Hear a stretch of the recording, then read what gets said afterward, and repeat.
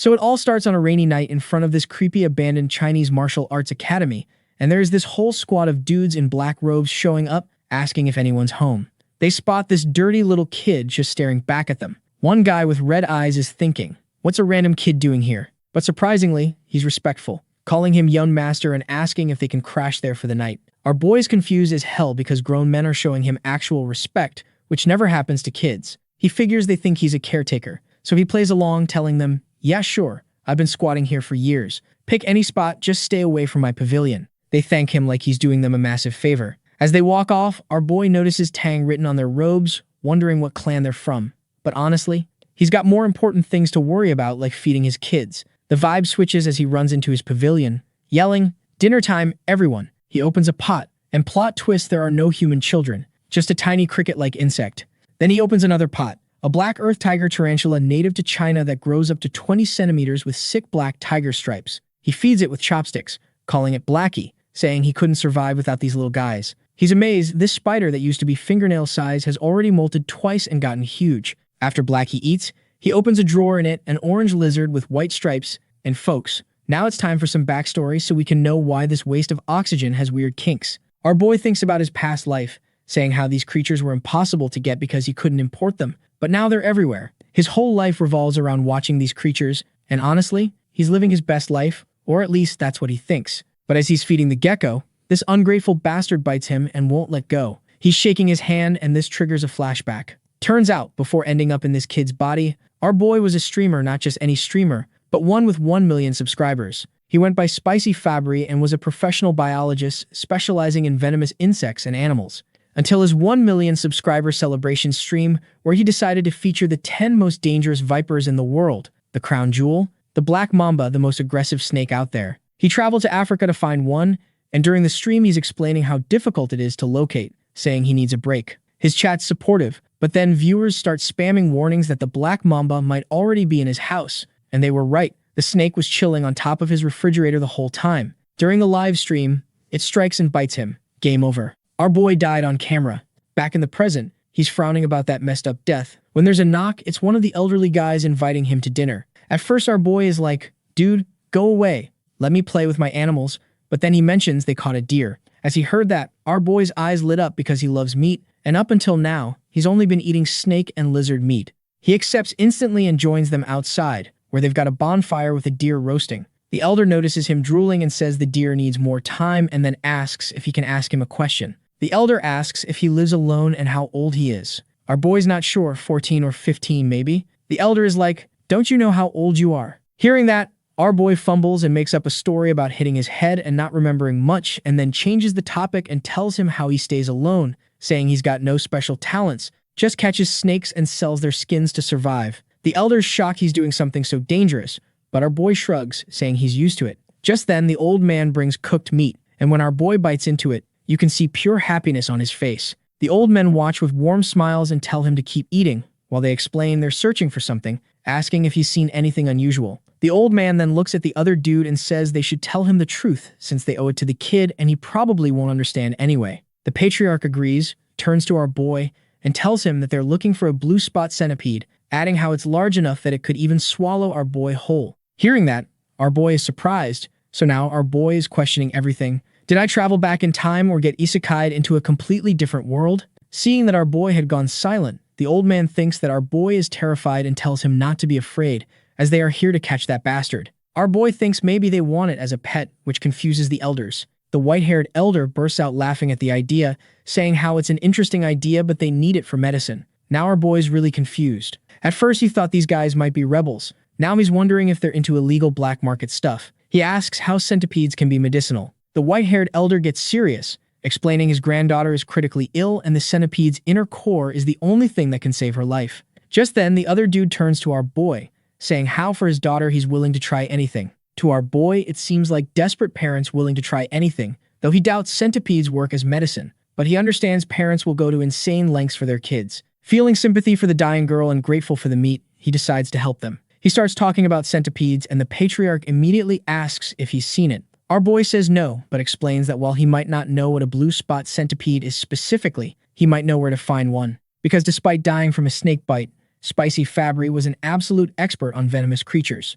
Out of Earth's estimated 8.7 million species, about 20,000 are venomous, and this man had knowledge of every single one. When it came to venomous animals, Spicy Fabry was basically a walking Wikipedia page. So our boy starts flipping through his brain, scanning all his centipede facts. Then boom, light bulb moment. He tells the elders he might know where this thing's hiding, and these old dudes immediately jump up like, yo, for real? But before spilling the tea, our boy asks what places they've already checked. Turns out these guys have been running around north and east of the academy, mostly during the day, focusing on the riverside up north after hearing that our boy is like, yeah, no wonder you couldn't find it. The elders confused as hell, asking what he means by no wonder. So our boy drops some knowledge on them. He explains that centipedes are cold-blooded little freaks that need the right temperature and humidity to survive. But unlike most bugs that are basically waterproof, centipedes have these pores in their shells that make them terrible at staying dry. So despite what everyone thinks, these things hate being soaked. They need humidity but can't stand getting wet, yet they also can't survive without water nearby. It's this whole complicated relationship. Because of all that BS, the blue spot centipede isn't going to be chilling in some jungle or by the river. The elders are shook because they've always assumed centipedes loved hiding in rotting wood and wet cracks. Our boy's like, yeah, the tiny ones do, but we're hunting a big boy here. Large centipedes can't just vibe in jungles or by river rocks because there's nowhere for something that massive to hide. The elders look at each other, nodding like, damn, that makes sense. They ask where they should actually search, and one even promises a fat reward if they find this thing where our boy says it'll be. Our boy smiles and points west, telling them to check the Rocky Mountains over there. Centipedes love napping under warm rocks during the day and come out at night. Cut to a few days later at the Rocky Mountains. The patriarch is standing on top of a rock looking stressed as hell.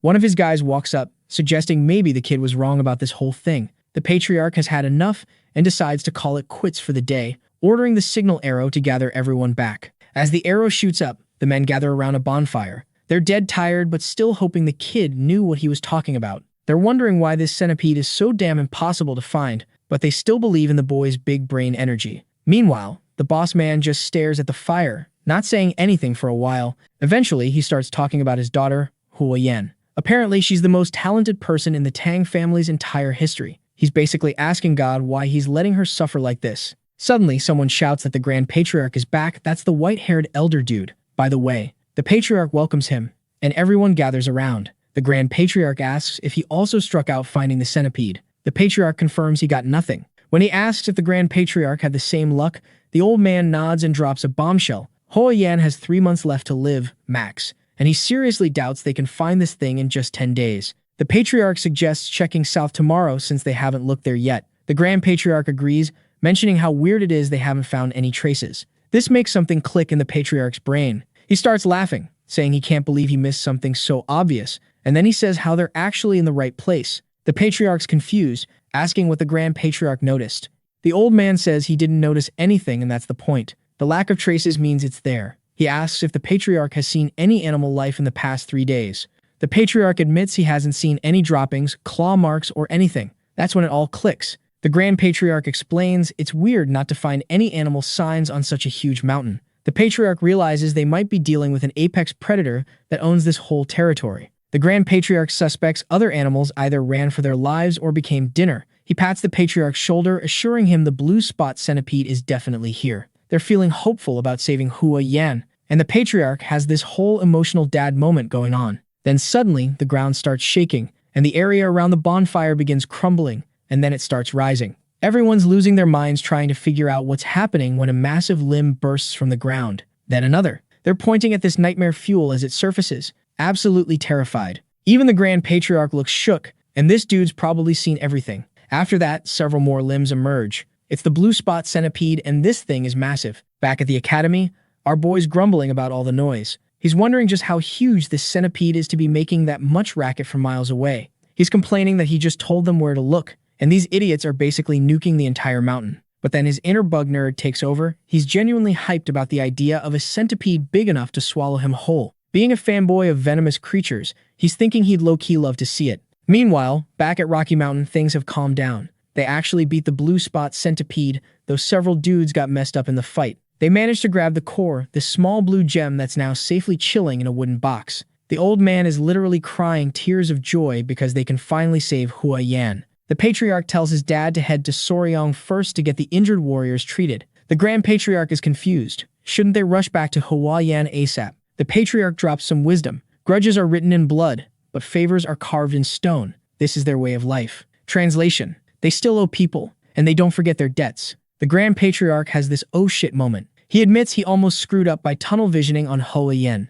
He agrees they need to properly thank the young warrior and give him his reward. The Patriarch orders the injured to get care in the village while he goes to visit the boy, thinking the kid's probably curious about the news. Meanwhile, back at the academy, our boy's being swarmed by 3 tiny yellow Pokemon-looking creatures. And what do you know? He accidentally becomes the dad of 3 baby blue spot centipedes. They look like adorable tiny caterpillars and are nuzzling against his face. He stares at the pot and has a flashback. When he got home earlier, he'd found some eggs, cleaned them, and put them on his nightstand. When he woke up, they'd all hatched. One centipede's just vibing on his head. He'd sensed it earlier, but didn't expect them to pop out so soon. He looks at the centipedes stuck to him and tries to gently peel them off his shoulders. But there's a problem: they won't let go. They've imprinted on him hard and think he's their mama. Here's what actually happened last night. Our boy was so curious about this new type of centipede that could eat him whole that he decided to do what any reasonable person would do when hearing about a giant man-eating bug. He went looking for it, alone, at night. Because apparently dying once wasn't enough to teach him about messing with dangerous animals. But our boy couldn't just quit like that. He told himself that pushing through this BS proved he was still built different, even after everything he'd been through. Driven by pure curiosity, he kept searching for the centipede's lair. Then in a moment of frustration, he accidentally kicked some random bug, lost his balance, and his torch went flying. His first thought: please tell me those eggs are okay. Thankfully, the 3 eggs he found were still intact. He was low-key relieved the rain had stopped, or he might have lost all of them. Realizing he needed to bounce ASAP, he stood up to head back and clean the eggs properly. He secured them at his waist and literally talked to them like, "Don't worry, little guys, I'll give you a proper bath soon." Back in the present, even though he didn't get to see the actual living blue spot centipede, he was just happy he saved the eggs. He asked the little centipedes clinging to him to give him some personal space. He knew they wouldn't need to eat until after their first 2 molts, so feeding them wasn't an issue yet. But having them stuck to him 24/7 was getting annoying as hell. Then he got a brilliant idea. If he went into the water, maybe they'd finally let go. With a smirk, he decided shower time was happening. The little centipedes probably had no clue what that meant, but one of them literally shivered like it sensed incoming doom. A few hours later, the patriarch rolled up to the academy. He walked up to the pavilion, knocked on the door, and called out, asking if the young warrior was inside, but no one replied, so he waited for a bit, then reached for the doorknob and just let himself in. Inside, he saw herbs, jars, and medicine everywhere, making him wonder if the kid was some kind of healer. Then it hit him how rude it was to just walk into someone's place uninvited. He decided to come back later, but then he heard rustling coming from one of the pots. His curiosity got the better of him. He turned back and opened the pot. Surprised, there's a spider chilling inside. Now he's really curious. He starts opening drawers and finds a gecko, checks another pot beetles. There are also some eggs and dried snakes scattered around. The elder's mind is blown. He can't believe this young warrior is out here breeding venomous animals and their babies. Even their Tang clan, who are literally famous for handling poisonous creatures, only managed to extract venom. They never figured out how to breed them like this. He realizes that saving his daughter's life was just a small stroke of luck. The real jackpot was meeting this young warrior. Yep, bro, just marry your daughter to him. Just then, our boy appears and greets him, immediately noticing the elder's bandaged arm and looking concerned.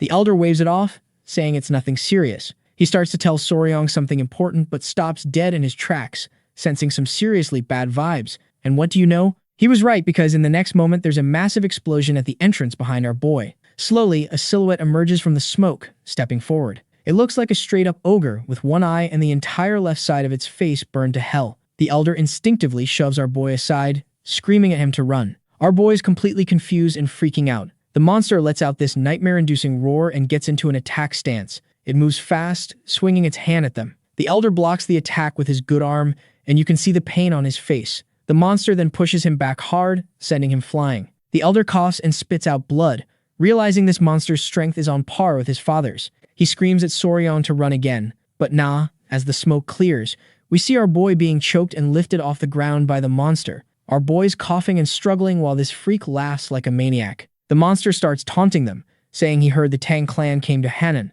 so he came out for a hunt, but he didn't expect to find the son of the Poison King alone and injured. The elder responds that he doesn't know who this ugly bastard is and demands to know why they're being targeted. The monster asks if the elder seriously can't recognize him by his jacked-up face and fighting style, introducing himself as Bloodhand Rakshasa Unyang. He reveals that the elder's father was responsible for turning him into Freddy Krueger. The elder's eyes widen, recognizing the name. He recalls that Eun-Yang had been hit by a poison palm technique and fell off a cliff. Everyone thought he was dead, but nope, this cockroach survived. The elder desperately pleads for him to release Soryong, offering his own life instead. But Eun-Yang's like, nah, I'm good, saying how he had vowed to kill anyone associated with the Tang clan. The elder internally curses this demon. Eun-Yang shows zero intention of letting our boy go. Our boy's face is turning pale from lack of oxygen. Eun-Yang laughs and declares he's about to die. Soryong begs for mercy. He's literally on his last breath. Then suddenly, 3 pairs of fierce little eyes appear in the darkness. The baby centipedes launch themselves onto Eun-Yang's arm.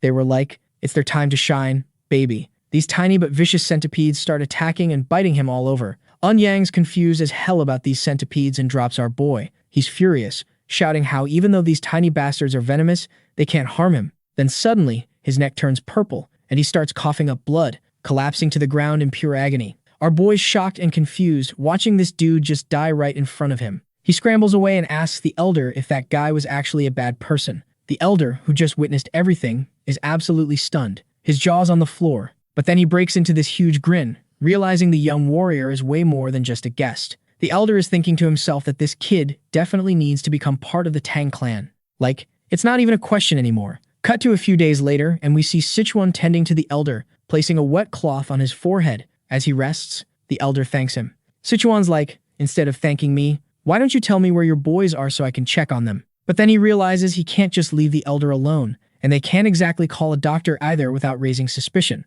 The elder tells him not to worry, saying he'll be fine with a few days of rest. Our boy's absolutely amazed at how chill this dude is after getting his ass handed to him. He tells the elder to stop acting tough when he's literally in critical condition. The elder responds that he's fine because he's a martial artist. Sichuan's completely lost and asks if martial artists are the type who fly around shooting fireballs and stuff. The elder chuckles and explains that not everyone can do that, but yeah, that's one way to describe it. Our boy's mind is blown. It's yet another reminder that he's genuinely in a different world now. Otherwise, a centipede the size of a house wouldn't make any damn sense. The elder says he owes his life to Sichuan for saving him. Despite his busted-up condition, he properly introduces himself as Tang Cheolsun of the Tang clan. Finally, our boy introduces himself too. His name is Soryong. Cheolsun notes that So means small and Riang means dragon, thinking it's a solid name. Cheolsun mentions he's got a ton of questions he'd like to ask. Soryong tells him to fire away. Cheolsun asks if the centipedes crawling on Soryong's body are venomous. Soryong gently rubs one of the little guys on its belly and confirms,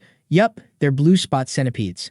This makes Cheolsun sit up so fast despite his injuries. He's shook, asking if Soryong actually tamed them and how the hell he managed to pull that off. Cheolsun also mentions that while waiting around, he noticed other venomous creatures and wonders if Soryong's raising those too. Soryong says it's a long story and asks if Cheolsun's okay with hearing it. Cheolsun's like, I got time. So Soryong starts explaining, beginning with the blue spot centipede eggs. When he finishes, Cheolsun asks for confirmation that Soryong raised them from eggs. Soryong nods, saying he could roughly predict when they'd hatch. To Cheolsun, this is absolutely mind-blowing. How did our boy pull off such an insane feat? Soryong tells him to hold up for a second. He goes to one of his drawers, grabs 2 lizards, and proudly shows them to Cheolsun like a proud parent. The first lizard has a brown body with yellow stripes and white stripes on its tail, just a regular striped lizard. Then there's the other one. By breeding lizards with larger white stripes on their tails, he created one with a brown body and a completely white tail. No stripes at all.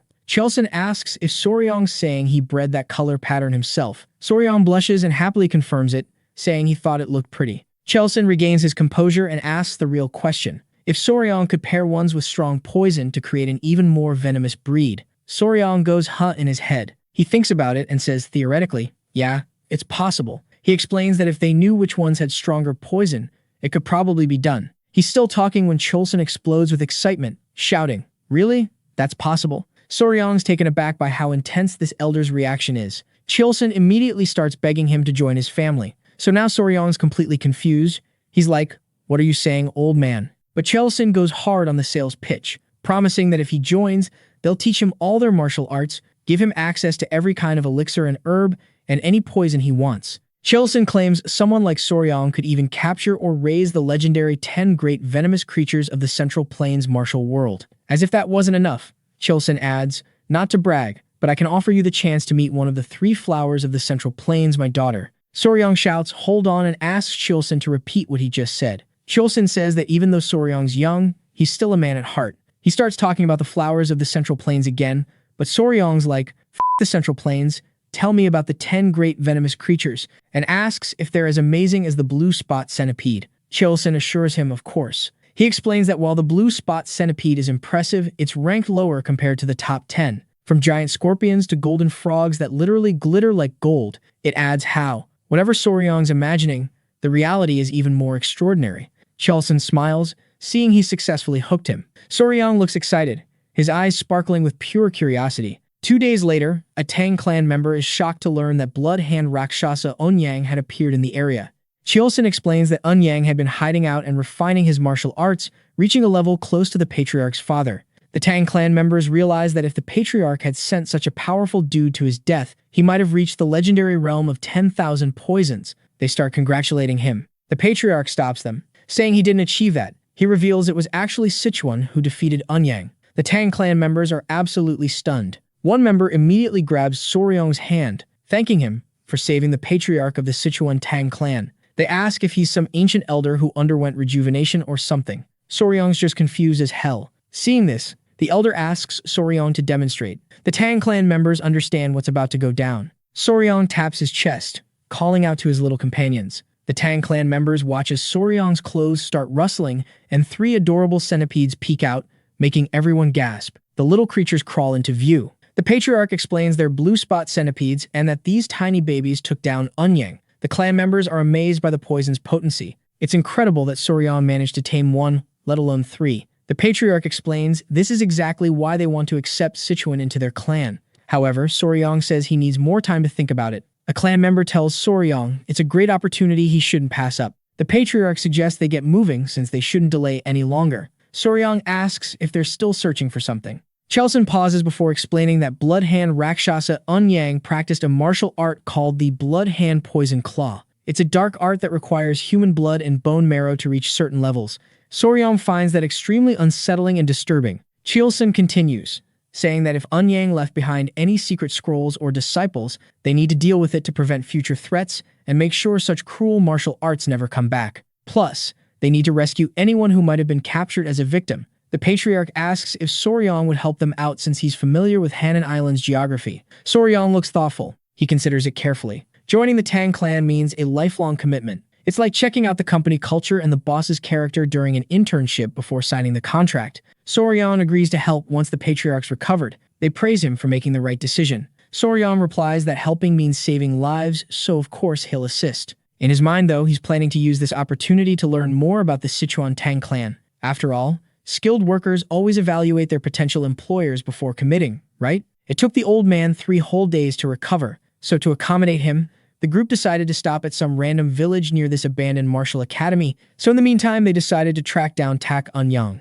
They start asking around about missing people, and this old dude mentions that yeah, maybe 1 or 2 people disappear into the jungle every year, but nothing crazy enough to raise red flags. Chilson's standing there deep in thought. They thank the village chief, and he's all humble about it, saying, "Oh, I'm honored to help the famous Patriarch of the Sichuan Tang clan. Our boys leave empty-handed," realizing this lead was a complete bust. As they're walking through the forest, Soryong's like, "Yeah, there's literally nothing special about that village." Chilson explains that when Eunhyang found them before and decided to show his face, it was somewhere near this area, but finding his actual hideout is turning into a nightmare. Soryong's also confused about why there are 0 traces of this guy. Then something clicks in his brain. He remembers something Eunhyang said. He asks Chilson if he remembers what Eunhyang said when he first appeared. Chilson's like, "Bro, I got smacked into next week by his attack. I don't remember shit." Soryong reminds him that Eunhyang mentioned hearing that the Tang clan had come to Hanan, meaning someone snitched on them. So simple solution, they just need to backtrack through all the places the Tang clan visited in Hanan. Soryong suggests they use Eunhyang's portrait and start asking around. The others are looking at Soryong like he just discovered fire. They're impressed as hell. If Eunhyang really did get tipped off by someone who spotted the Tang clan, this should make things way easier. They immediately set off. They arrive at this new village, and the vibe is straight up depressing. One of the Tang clan members reports that based on intel from the port, this should be the place. The elder mentions it's where the Halai people live and hopes they're not going to be hostile. The villagers look dead inside, like NPCs with low battery. The Tang clan calls out to see if anyone's around, and they finally get someone's attention. The villagers see them and are like, "What are you Tang people doing here?" Then this old man, probably the village chief, walks up with a little girl flanked by 2 guards, and they all look like they're one bad day away from death. Soryong's watching this whole thing unfold, noticing how weak this kid looks and how the entire village has this lifeless energy. Then it hits him. He realizes the other villagers look droopy too, like they've been drugged or something. The village chief immediately tells them nobody's missing. Nothing weird is happening, and they need to leave now. The elder starts to say something about how the number of houses doesn't match the number of people, but the village chief cuts him off, insisting there's nothing for them to worry about. Again, he tells them to bounce. Chalsen and Soryong are caught off guard. Chalsen whispers to Soryong, reminding him that he said the Halley people were supposed to be friendly. Soryong's got nothing to say to that. Then he notices the little girl again and she just collapses. Everyone freaks out. The village chief grabs her, cradling her in his lap with tears in his eyes. He's begging her not to leave him because she's his only family left. He can't handle watching another person get sick and die. Chalsen steps up and tells the village chief he's got some medical knowledge and asks if he can help. The village chief's like, "Central Plains Medical Arts?" Chalsen confirms and explains that while he's not a full physician, he knows enough and wants to examine the kid. The village chief lets him. Then he decided to tell them the truth that there's a plague running through the village, killing children and making healthy people suffer. Chalsen promises to do everything he can. The village chief is super grateful and tells his guards to stop standing around like statues and actually guide these people inside. They all rush toward the house. Soryong asks one of the Tang clan members if the elder actually knows medical stuff. The guy confirms it, explaining that since the Tang clan's martial arts involve poison, they have to be good at medicine too. Martial arts start with understanding your own body, so medical knowledge is essential. Soryong originally thought they were just an assassin group that used poison to kill people. He's thinking that if he joins the Tang clan, maybe learning medical arts would be better than the scary poison stuff. But then the guy casually adds that sometimes they capture bad guys, inject them with poison, and just watch what happens. Soryong's face is priceless. He's basically realizing they do human experimentation. The more he thinks about it, the more freaked out he gets. Cut to a few hours later, and the whole village looks abandoned. The streets are empty as hell. Chalsen did his initial scan and told the village elder that he transferred some of his energy to stabilize the girl's breathing. The village chief is thanking him like crazy, begging him to save his only granddaughter. Chalsen mentions something weird about her pulse and asks if she was born with a weak heart. The village chief explains she's been sick for half a year, and she's not the only one. Other villagers have this mysterious disease too. That's why he tried to kick them out earlier. Chalsen offers to provide some good heart medicine and asks for all the villagers to be gathered so they can try treating everyone. The village chief is overwhelmed with emotion, thanking him over and over. Soryong's watching Chalsen closely, probably impressed. Later that night, one of the Tang clan members is walking with the patriarch, acknowledging how hard he's been working treating patients. The patriarch thanks him, and Gu Pei asks about the symptoms. Chalsen explains their really unusual lethargy, swollen eyes, light fever, and irregular pulses. The severe cases all have heart problems. Chalsen asks where Soryong is, and Pei says the kid's probably exhausted from helping all day and fell asleep. He left him in his room. Chalsen agrees, noting that Soryong's been following them around without any martial arts training, so of course he'd be wiped out. Chalsen decides to check on him. He then steps inside and finds Soryong sleeping like a baby on the bed with his 3 centipedes chilling in a basket. He raises his hand towards Soryong and slaps him awake. Chalsen's glaring at him hard. Soryong's confused as hell about the sudden violence and instinctively backs away, holding his stinging cheek. He grits his teeth, getting pissed, and demands to know why the hell Chalsen just slapped him. Soryong's completely shocked, holding his face trying not to cry. He starts whining about how much it hurts. The elder apologizes, saying there was a bug on Soryong's face and he was trying to catch it. Soryong's looking at him like, "Yeah, right, you just wanted to slap me." So Chalsen starts explaining how when he came to check up on him, he spotted this bug chilling on his face. Since there are tons of venomous insects around here, Chalsen thought it was too risky to leave it, so his hand just moved on its own. He shows Soryong the bug, and damn, this thing is huge. Soryong's eyes go wide seeing it, and then his brain kicks into overdrive. He asks Chalsen to confirm something even though the patients had different symptoms. They all had irregular heartbeats, right? Chalsen confirms it. Soryong's face lights up because he just figured out what's been killing everyone in this town. He points at the bug and tells Chalsen that it's a kissing bug. And before you ask, yes, it's actually called that because these creepy bastards bite around your eyes or lips while you're sleeping, sucking your blood quieter than a mosquito. That's why they're also called vampire bugs or assassin bugs. But the bugs themselves aren't venomous. It's what's inside their stomachs that'll mess you up. They're full of nasty parasites, and when they bite you, you can get infected through their shit, which gives you trypanosomiasis, also known as Chagas disease. And it's the 7th most deadly disease to humans. Soryong asks the village chief if the village dogs have been showing similar symptoms, like running out of breath easily. The chief confirms it and asks if the bug's really responsible. Soryong says absolutely. The chief's voice cracks as he asks if this means they can save his granddaughter. Soryong says, yeah, with the right medicine, it's possible. As he said that, Chilson starts grinning. He asks Gu-pei for his opinion, and Gu-pei's like, yep, this is Sichuan's true value right here. Soryong notices them exchanging looks and is confused as hell about what's going on. They remind him that they're from the Sichuan Tang family. Soryong looks even more puzzled, and Chilson repeats it. In his head, Soryong's thinking, so what? What does that have to do with anything? Chilson explains the concept of gu, basically venomous parasites or witchcraft created by evil bastards in China. These psychos use bugs to inflict pain or straight-up mind control on people. Soryong's blown away hearing this. Chilson agrees, it sounds insane, but points out that many martial artists have been killed by gu or forced to do horrible things like murdering their own families or becoming slaves to these evil men. That's why so many people have been desperately searching for an antidote to counter gu. Chilson explains they're talking about cures that either expel the gu from your body or dissolve and kill it inside you. Soryong's starting to connect the dots.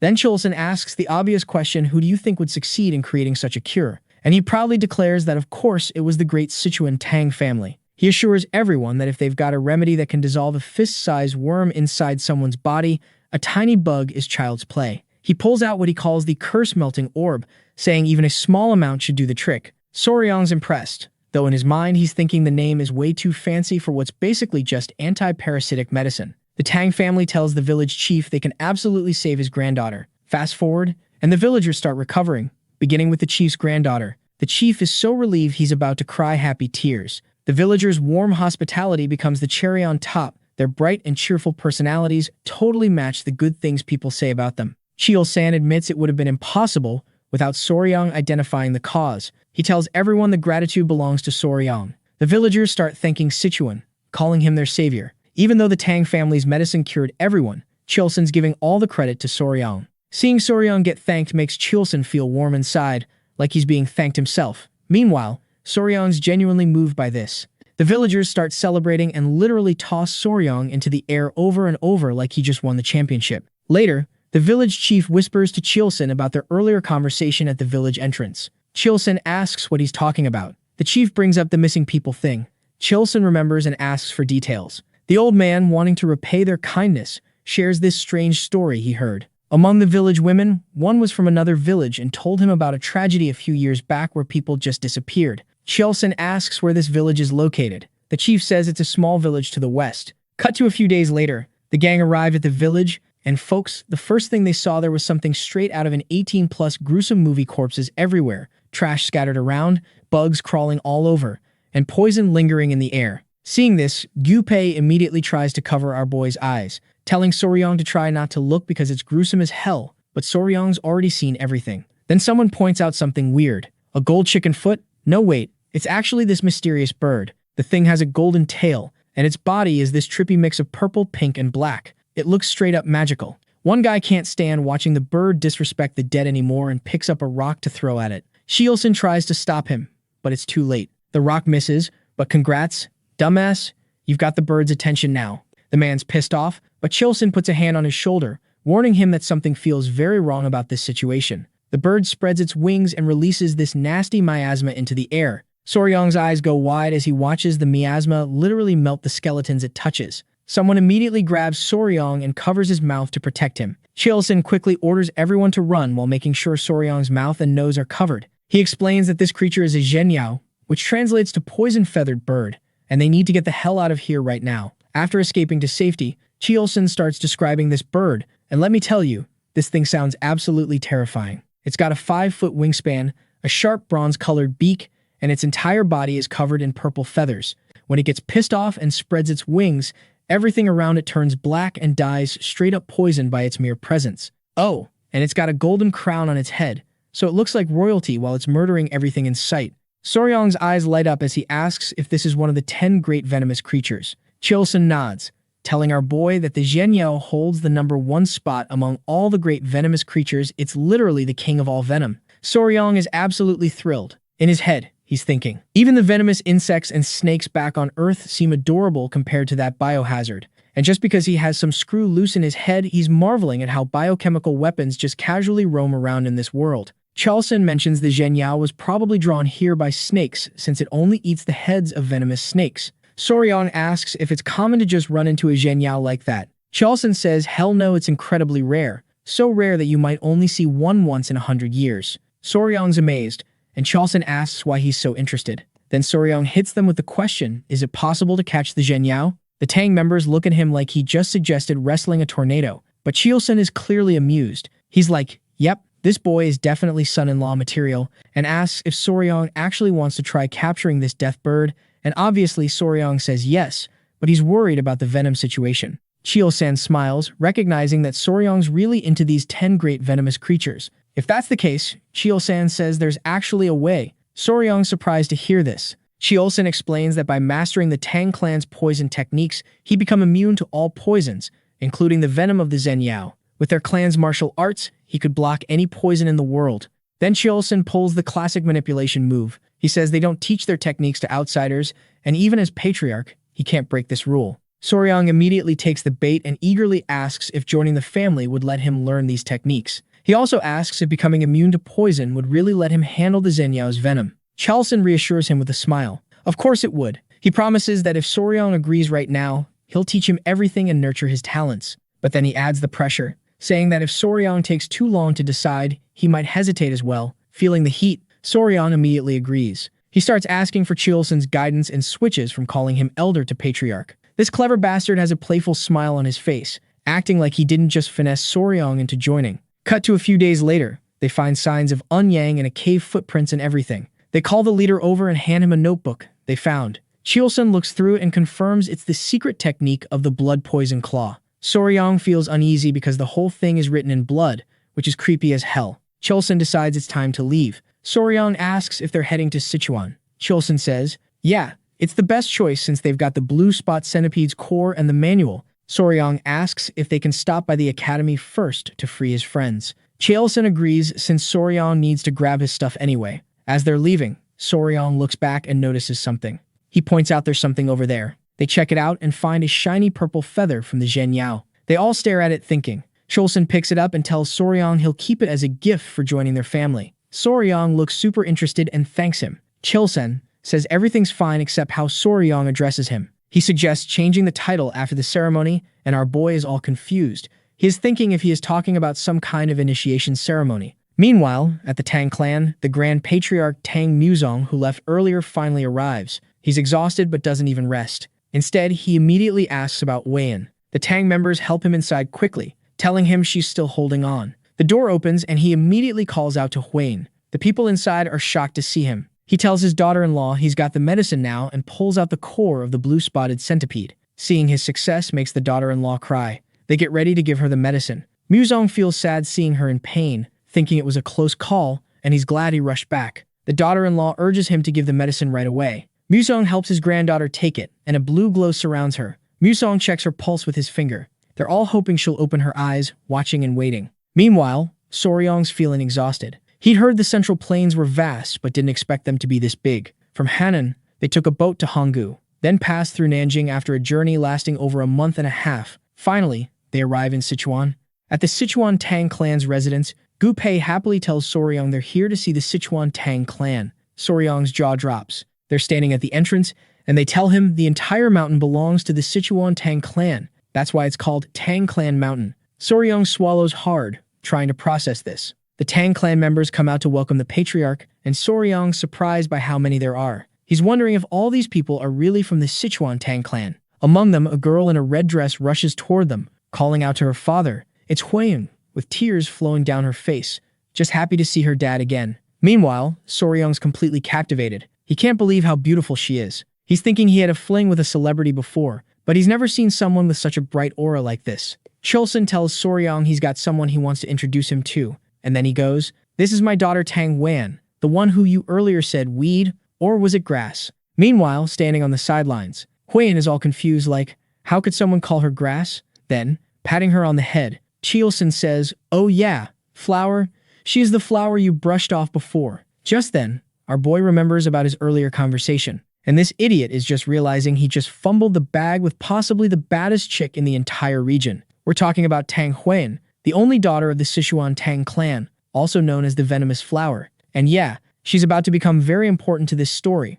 So let's rewind a bit. Huan's been dealing with some heavy emotional baggage since she was a kid. One day, she's just minding her business when she overhears these crusty old bastards talking about her. These geezers are sitting there like, yeah, her martial arts skills are mid at best, but damn, she's fine enough to be one of the 3 flowers of Muram. Then they start discussing how they need to find her a good husband, treating her like some trading card. One old dude even mentions he told the patriarch to get a second wife to pop out a son, but the patriarch told him to f off. When Huan heard all this, something inside her snapped. She realized her parents were right about how the clan really saw her just a pretty face, not a real warrior. So she decided, alright bet, I'm going to prove all these old bastards wrong. She threw herself into training, determined to show everyone she could carry the family legacy. But when you're desperate to prove something, you rush, and when you rush, you mess up. Her impatience led to her developing a demon heart, which caused a chi deviation. Basically, she almost died. When Huan finally wakes up, the Grand Patriarch, her mom, and a couple others are surrounding her bed looking stressed as hell.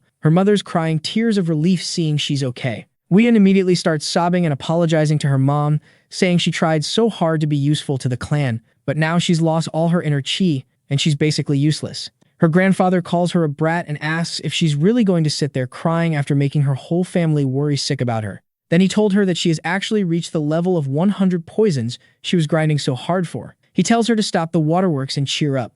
Huan's confused as hell and looks at her aura, which is literally glowing. She's like, "Grandpa, what the hell is going on?" The Grand Patriarch grins and says he's got a story for her about some mysterious young warrior who not only saved her life but also blessed her with the inner chi of 1,000 poisons, not just 100. Cut back to the present, and Huan's asking about that whole weed comment. Our boy Soryong is standing there looking like he wants the ground to swallow him whole. He's internally screaming at himself for calling Chilsin's daughter a weed because he was too busy fanboying over the 10 great venomous creatures story. The cringe is eating him alive. He tries to play it off, saying the patriarch's taking the joke too far, and tells her it's nice to meet her. Meanwhile, all the clan members are standing around grinning like they're watching their favorite rom-com unfold. Soryong introduces himself properly, mentioning he heard she was sick, and he's glad to see her looking healthy. Huan introduces herself as the Venomous Flower and thanks him for saving her life, promising she'll never forget his kindness.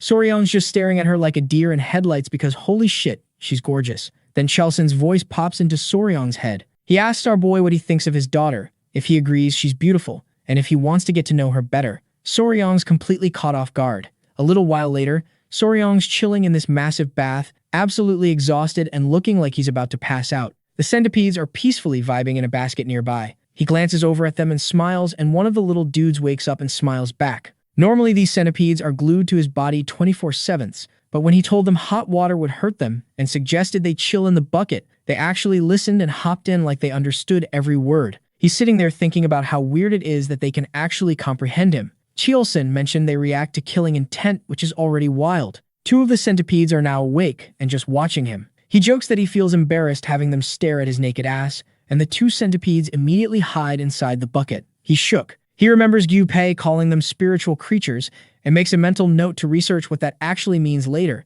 but he can't calm down because of what Chilsin said earlier. He knows he needs to bounce soon. Meanwhile, at another pavilion, the whole family's gathered the Grand Patriarch, Chilsin, his wife, and Huan. Chilsin announces he's giving our boy the East Wing room. For context, this is the room traditionally reserved for married couples. The Grand Patriarch asks if Soryong is really that talented, and Chilsin nods, saying at first he thought they just got lucky meeting him. But nah, this kid is the real deal. He starts gassing up our boy, explaining how he's got insane knowledge about venomous creatures. He straight up killed Unyang, encountered legendary spiritual creatures like the poison-feathered bird, and even hatched blue spot centipede eggs himself. The Grand Patriarch's like, damn, you really found a gem. Then they all turn to look at Huan. Chilsin told her that he wants Soryong as his son-in-law and asked his daughter what she thinks. Huan processes what he just said, realizes what's happening, and goes silent. She's thinking about how she has the 1,000 poisons constitution now and needs to prove she's valuable to the clan. She tells her father she's a member of the Tang clan,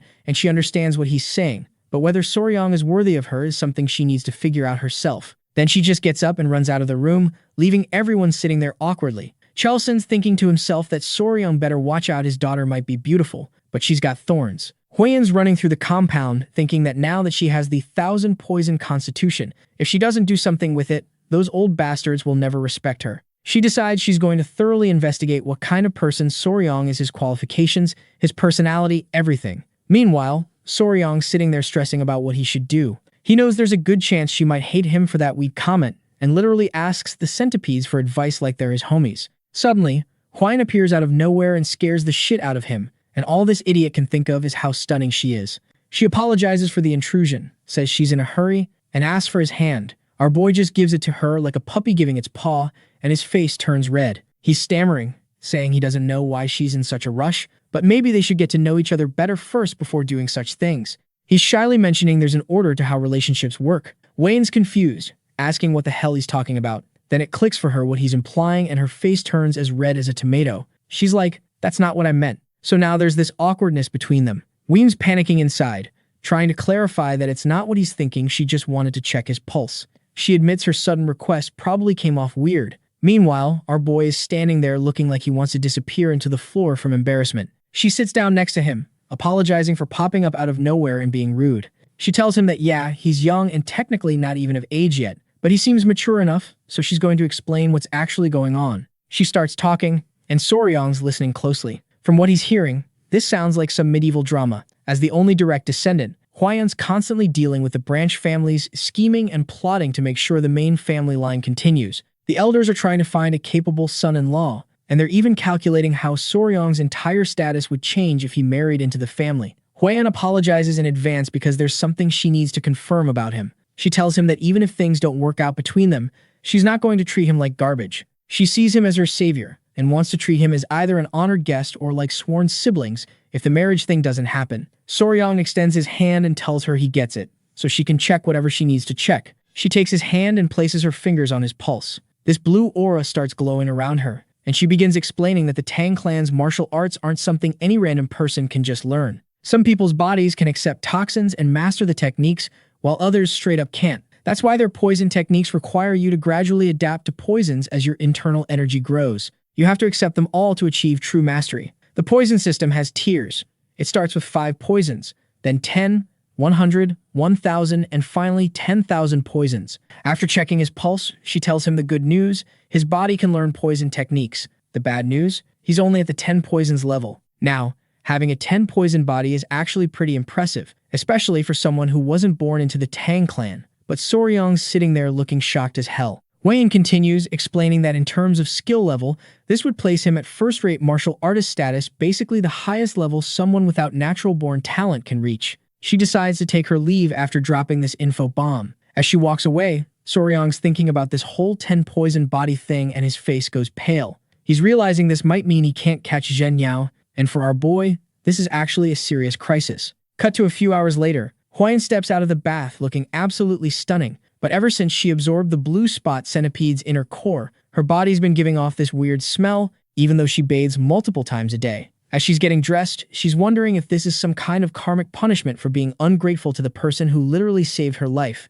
Meanwhile, Soryong's knocked out, deep asleep. In his dream, someone's thanking him for his kindness. It's Huiyan, or at least she looks like Huiyan. He asks if he's dreaming. Huiyan tells him it might feel like a dream, but it's not. She explains she borrowed the appearance of the girl who consumed her inner core as not to scare our boy. Then she introduces herself as the mother of the blue spot centipede. Soryong's brain is struggling to process this just then. 3 little girls approach him, and he figures out these are her babies in human form. He asks how the hell she's appearing in his dreams. She explains that she was killed without mercy, leaving her children behind, and her grudge was so strong it reached the heavens, causing her spirit to linger in the inner core. She adds that while she was cursing from inside Huiyan's body, a chance to resolve her grudge showed up when he brought all her children with him. Soryong realizes he unintentionally played a part in the blue spot centipede's death. He didn't mean to, but he feels guilty as hell about being involved. She asks if he can fulfill one request for her, so naturally our boy agrees immediately, promising to do whatever she needs. She requests that he take care of her children until they're fully grown.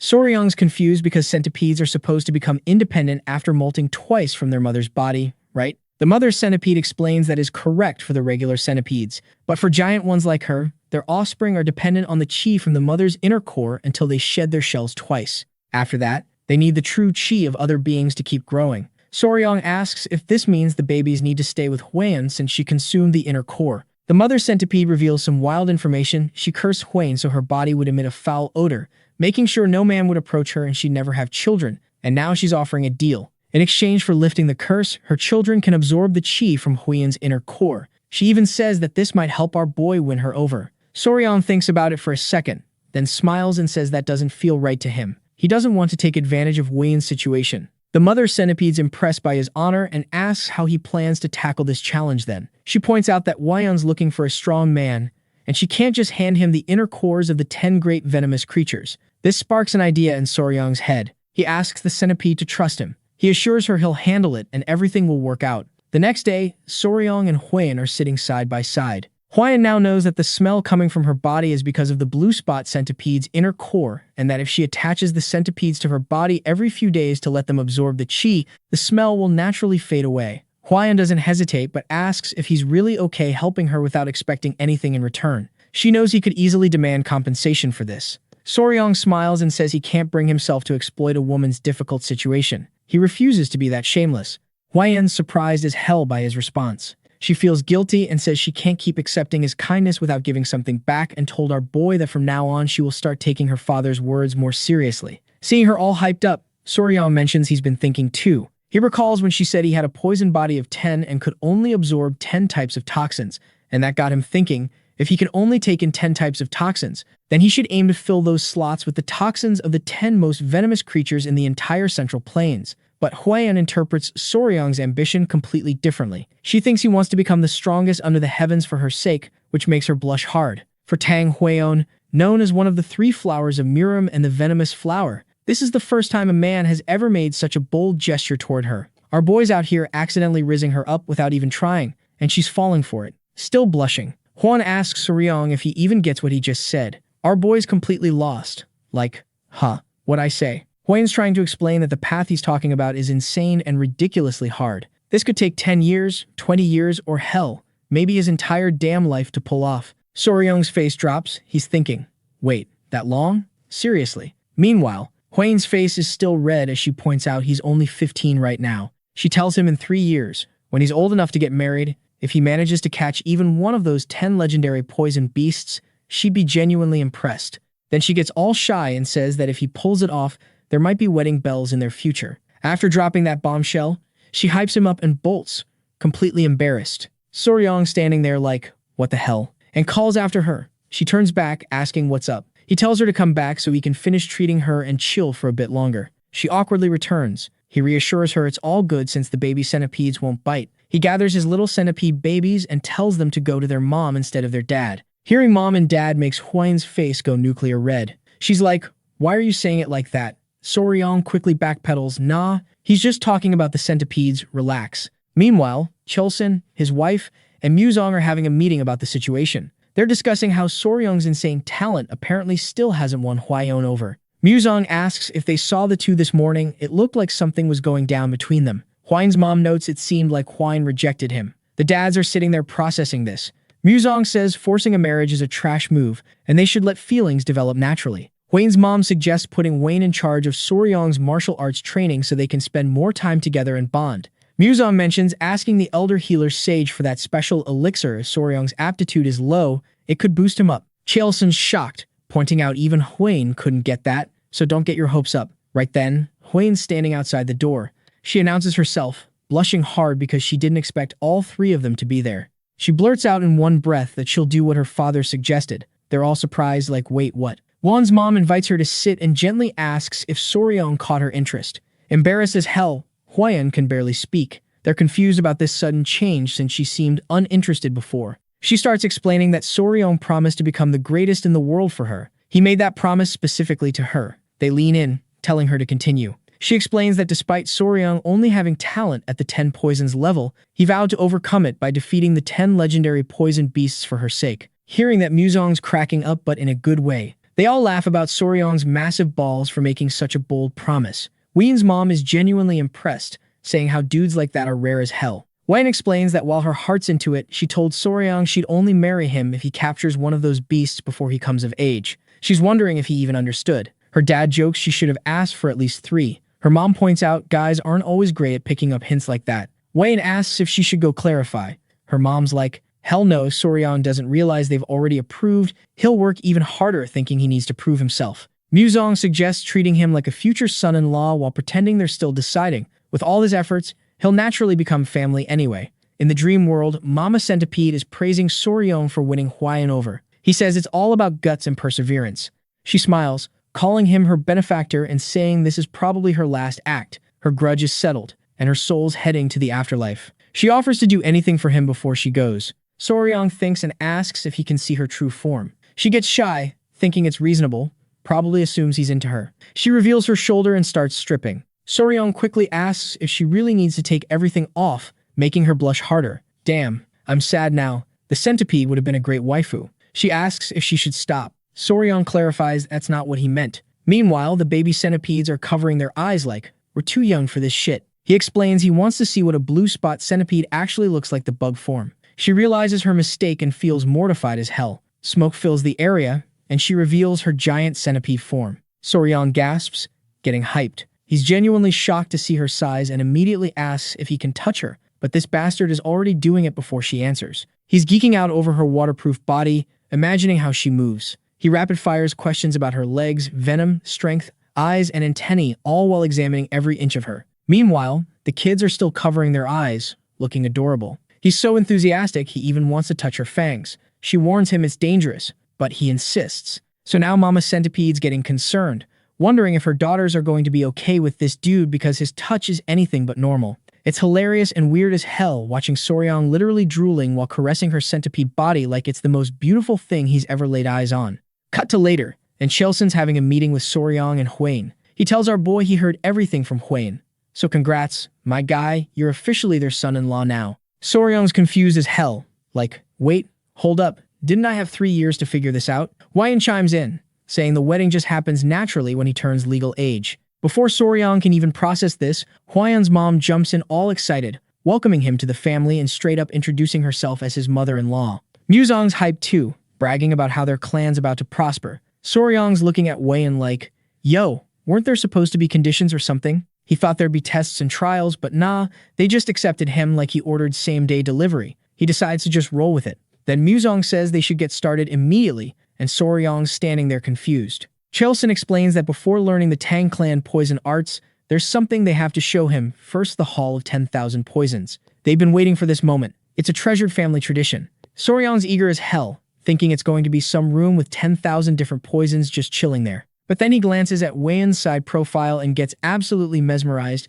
thinking about how girls look best from the side. Our boy's blushing hard and his in-laws are loving every second of it. Chelsen jokes that at this rate, Soryeon might wear out his daughter's face from staring, pointing out that Hwayan's his woman now, yet he's staring like a complete idiot. Both Hwayan and Soryeon turn red as hell. A bit later, they're standing before this absolutely massive door with 2 jack dudes guarding it. Some guy welcomes the Grand Patriarch, and Muzong orders them to open the gate. The security seems ridiculously tight, like, what are they guarding, nuclear codes? The 2 muscle dudes use literally all their strength to push this heavy-ass door open, and afterwards they look absolutely exhausted. Chelsen explains the iron gate is forged from some fancy steel, and even opening it is considered an honor. They arrive inside the hall, basically a treasure trove where the Tang clan stores all its poisons. Muzong warns Soryeon not to touch something recklessly, or he'll probably die. Hwayan explains they're all categorized paralysis, poisons, sleep poisons, tons more. The elders are clearly enjoying teasing the young couple, so Chelsen asks Hwayan to explain the poisons to Soryeon.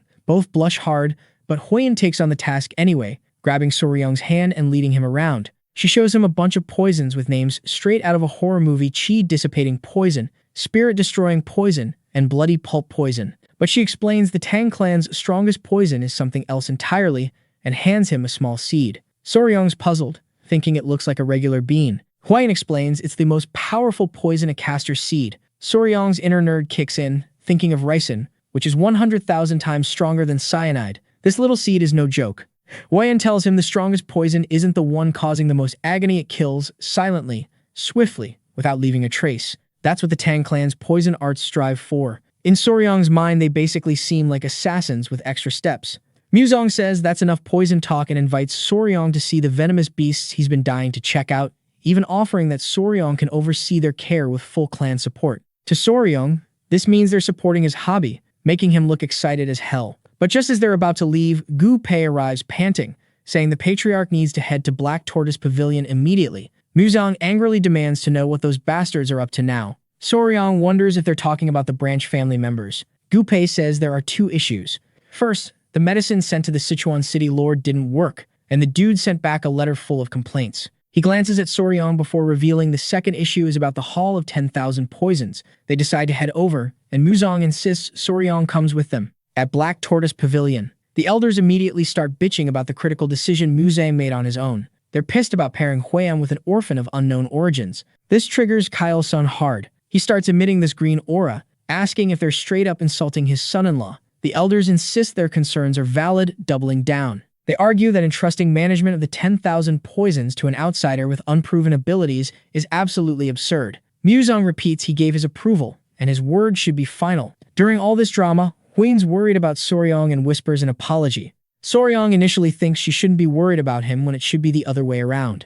Everyone's caught off guard when Soryong speaks up, saying, "Excuse me, sorry to interrupt this family roast session." He proposes that since the whole issue stems from doubts about his abilities, he should just demonstrate his skills to prove himself. He suggests he can resolve the issue with the Sichuan city lord to prove his worth. Huiyang asks him in a hushed tone what the hell he's trying to do. Soryong's not typically the type to step forward and cause a fuss, but he won't let anyone disturb his peaceful life as a pet owner. Our boy's confidence obviously pissed off these idiots, and they started lecturing him, asking if he even knew what was in the Sichuan city lord's letter before barging in. They called him a nobody and threatened to report him to the clan head. The elders jumped on this chance to push for his son-in-law from some fancy martial clan instead, and hearing all of these old geezers complain, Chelson's wife was getting seriously annoyed. Meanwhile, our boy was thinking these old geezers sounded ridiculous. Back when he was Spicy Fabry, he had over 1 million subscribers and averaged 3,000 plus viewers per stream. Basically, he was used to dealing with way worse trolls than these fossils.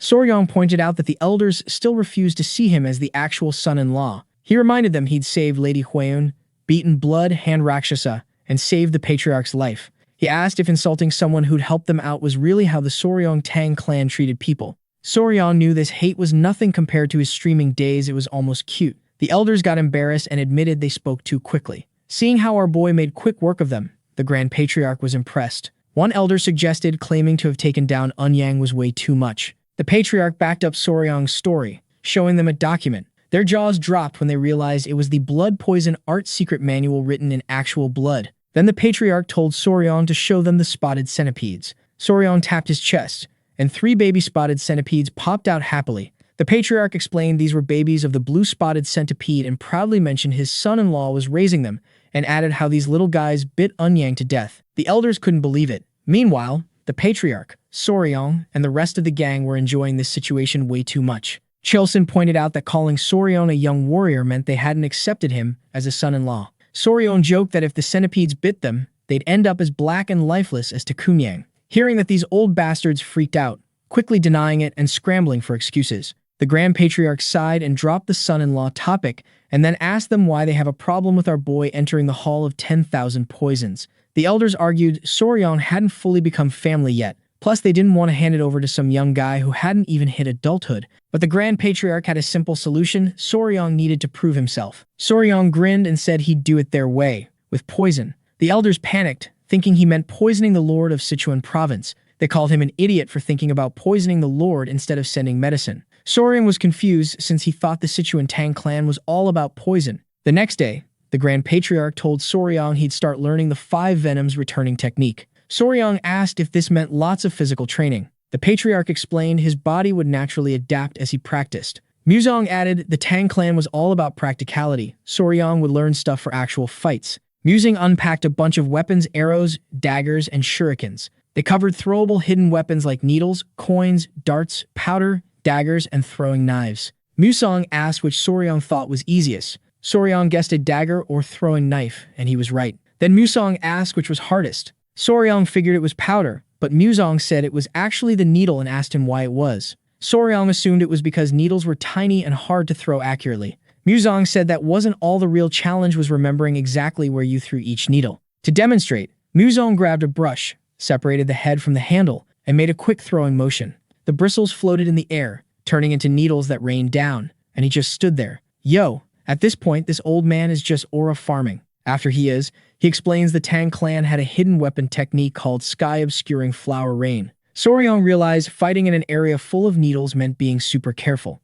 Muzong laughed, saying that was exactly the point Soryong needed to remember where all the needles were so he wouldn't become a victim of his own technique. This seemed impossible to Soryong. He started sweating, confirming whether he needed to remember positions of needles that bounced off opponents or fell out of place. Muzong said yes. With the 5 poisons body, Soryong would need to memorize at least 100 positions to start, and as he heard that, Soryong went pale and just collapsed face down on the ground. Cut to some time later, Wayne showed up wearing a beekeeping suit, asking if she looked ready since she'd heard he was going to catch a hornet. Soryong assured her it wasn't overkill with their gear, they could just go catch one themselves. He asked if she knew where a hornet's nest was. Wayne said she'd found one nearby. Soryong also put on a beekeeping suit. As they got ready, Wayne brought up the letter sent by the city lord and asked our boy if he'd seen it. Without even thinking about it, our boy told her that he has since come into the world. He's only 15. Juan was worried that Soryong might not fully understand what was in the letter, but nah, he did. Realizing he knew what was up, she explained the major problem troubling the city lord of Sichuan is that his rod wasn't getting hard anymore. Huayan got suspicious about how Soryong knew about this stuff at his age. Soryong brushed it off, saying he'd lived alone for a while. Embarrassed, Huayan picked up the pace. A few hours later, they got to the forest, and our boy kept getting distracted by the creatures there, and Huayan had to keep him on track until they reached their spot. Folks, the chibi art of this manhwa is really something, isn't it? So the scene shifts, and the duo is now in front of a mini cave. Our boy says how this place is perfect for hornets. Huayan asked what the deal was with finding a bee without a hive. As they put on their head protection, Soryong explained. He told her it meant that even though they came looking for hornets, they wouldn't actually be catching any. Huayan was confused as they got closer to the hole. Soryong explained that the venomous insect they were after could be found in smaller, weaker hives. Huayan had no idea, but luckily, the hive had what they needed. An insect came out, and Soryong grabbed it with chopsticks. They hadn't come to catch a hornet. This little bug was what they were after. Looking all excited, our boy said how this tiny creature would solve the Sichuan city lord's problem. Seeing our boy all hyped up, Huayan asks about the bug, wondering if it's a ground beetle, and folks, she guessed right. Soryong's like, yeah, but in his head he's thinking, so that's what these things are called in this era. Huayan's confused as hell, asking why a ground beetle would be chilling in a hornet nest of all places, so Soryong decides to drop some absolutely wild nature facts on her. So apparently, blister beetles have the most unhinged reproduction game in the entire insect world. Most bugs either guard their eggs or at least pick a decent spot to lay them, right? But not these bastards, they literally just drop eggs wherever the hell they feel like. The only thing they bother doing is keeping them all in one spot, that's it. That's the whole parenting plan. Now when the larvae hatch, these little shits start crawling toward the highest point they can find. And once they reach the top, they pull off the most elaborate catfish scheme in nature. They all huddle together and straight up pretend to be a flower. I'm talking about a full-on insect flash mob impersonating a plant. So bees see this flower and think, oh nice, free pollen, and fly over to check it out. The second a bee gets close enough, the entire swarm of larvae just launches onto the bee's body. Game over, the bee's entire nest is basically theirs now. Soryong wasn't totally sure why they love giant hornet nests specifically, but apparently that's the perfect spot for these parasitic little bastards to grow up. Huayan feels bad for the hornets, but Soryong's like, yeah, nature's brutal, what can you do? Then Huayan brings up how she's heard these bugs can burn your skin and even kill you if you eat too much. Soryong confirms it, the orange goo that drips from blister beetles has this toxic chemical called cantharidin. Touch it, and your skin bubbles up like you got burned. But then Huayan's face goes red, and she asks if the other rumor is true. Soryong confirms that yeah, the stuff can immediately raise a man's rod, and Huayan gets so embarrassed she's like, okay, enough education for today, telling him to hurry back to the Hall of 10,000 Poisons. Soryong wanted to catch more beetles, but they already got what they needed, so they headed back and started teaching the warriors how to prep the medicine. Soryong tells them to pay close attention, dry the beetle, grind it into powder, and remember that 1/10 of that powder is straight poison. If someone takes 3 months of it, they're dead. He explains that at 3/10 of 1 mo per guan of body weight, about half the people who take it will die. So he needs them to prep it with 1/10 of 1 mole of poison, roughly 10 drops of liquid. And yeah, 1 mo is 3.75 milligrams, and 1 guan is 3.75 kilograms if you're wondering. Soryong asks if that makes sense, but deep down his brain is absolutely melting from all these calculations. One of the warriors takes off his mask and says he's impressed. He never expected Soryong to be this good at math on top of everything else. The warrior promises they'll get it done right, and Soryong's like, I'm counting on you guys. Cut to later. Muzong heard about what our boy did, and now he's seriously thinking about checking all the poisons in the Tang clan's stash. Then he brings up how crazy Soryong's math skills were. Huang gushes about how he calculated the dose and matched it exactly to 10 drops of liquid, which was incredible. Muzong admits that while he thought he knew everything about poisons, Soryong's on a completely different level. The more he learns about the kid, the more he realizes what an absolute gem he is. Then he teases Weian, asking if she likes Soryong even more now, and she blushes so hard she's basically a tomato, saying she regrets being so harsh on him in the beginning. Muzong tells her what matters is making up for it going forward. Then Muzong asks how they're going to test the medicine once it's ready. Weian turns even redder and mentions the branch family elders have been acting all high and mighty lately. Soryong jokingly suggests they test it by giving it to the clan elders and watching them get rock hard. Muzong's jaw drops, but then he bursts out laughing because honestly, that's hilarious. The next day, everyone gathers in the hall. The clan elders are looking skeptical as hell. A warrior hands Soryong open a wooden box, explaining he mixed the beetle powder with licorice and honey to make it taste better. Soryong's impressed by the attention to detail and confirms the warrior followed his exact instructions. The other clan members are scoffing like, how amazing could it possibly be? The patriarch tells everyone to shut up and asks Soryong how he plans to prove this medicine actually works. Soryong acts all surprised like, what do you mean? The elders are like, obviously we need to confirm it works. One of these bastards even shouts about how they can't just send unverified medicine to the city lord. Another adds that if something goes wrong, it could be a disaster. Soryong's like, well, I guess there's no other choice then. The warrior realizes what's about to happen and hands the medicine to the elders themselves. The elders are pissed, like, hold up, does this little idiot seriously expect us to be the guinea pigs? One loud-ass elder is like, do you even know what the hell this medicine does? Another one says Soryong's been screwing around outside for so long it's rotted his damn brain. But our boy just grins and calls out to his grandfather. Muzong's like, yeah, what's up? Soryong reminds him of what he said earlier that anyone who mastered the Tang clan's martial arts was never afraid of poison, right? Muzong catches on and plays along, confirming it with a straight face. Then Soryong goes in for the kill, pointing out that if the elders are hesitating right now, doesn't that mean they're scared? Muzong agrees, backing him up. Then our boy goes, come on now, surely you great masters aren't afraid of some basic ground beetle poison, right? And just like that, he hit their weak spot. These old dudes got triggered. Man, our boy basically gaslit these ancient bastards into taking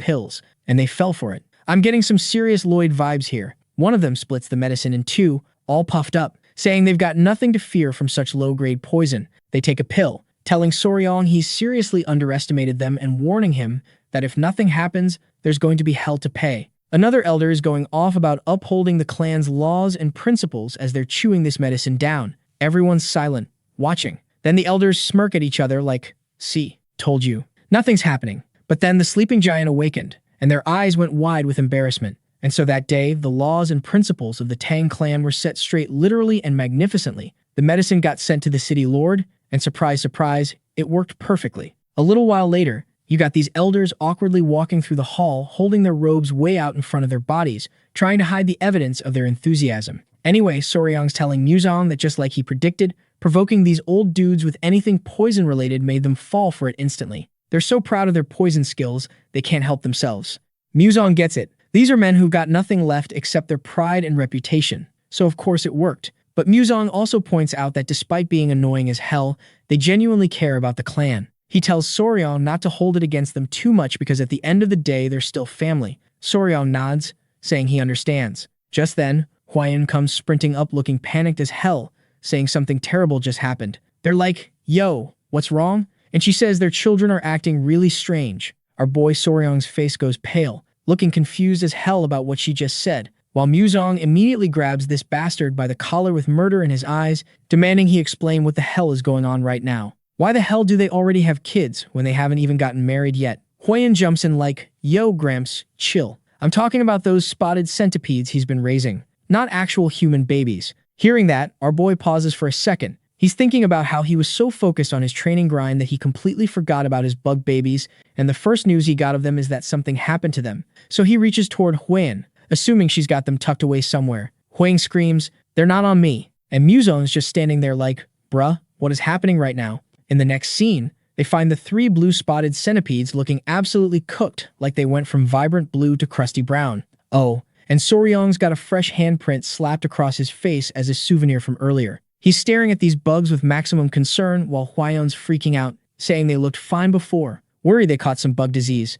Their colors all washed out, and their shells look weird. But Soryong calms everyone down, explaining it's just molting. Nuzong asks if they're really about to molt right now, and Soryong says, yeah, it should happen any second. Right on cue, one of the little guys starts twitching weird, and boom, its head pops out of the old shell. The other two start molting too, and they all successfully escape their crusty prisons. Huiyan notices they look like they doubled in size, then asks if these bad boys have names yet. Soryong realizes he never named them, and you can see his brain struggling. Huiyan says that they should have names, so what names does he come up with? Number 1, number 2, and number 3. Huiyan's like, absolutely the fuck not, and refuses to accept that basic nonsense. She explains that spotted centipedes supposedly turn into dragons after 1,000 years, so they need some dignified, dragon-worthy names. Soryong argues back, saying there's no way a centipede becomes a dragon even after a millennium, but Muzong backs Huiyan up, joking that a 1,000-year-old spotted centipede is called a dragon. Soryong realizes Muzong's been filling Huiyan's head with this stuff, so he actually puts some thought into it and names them Nova, meaning new beginning, Myra, meaning fragrance, and Grace, representing elegance.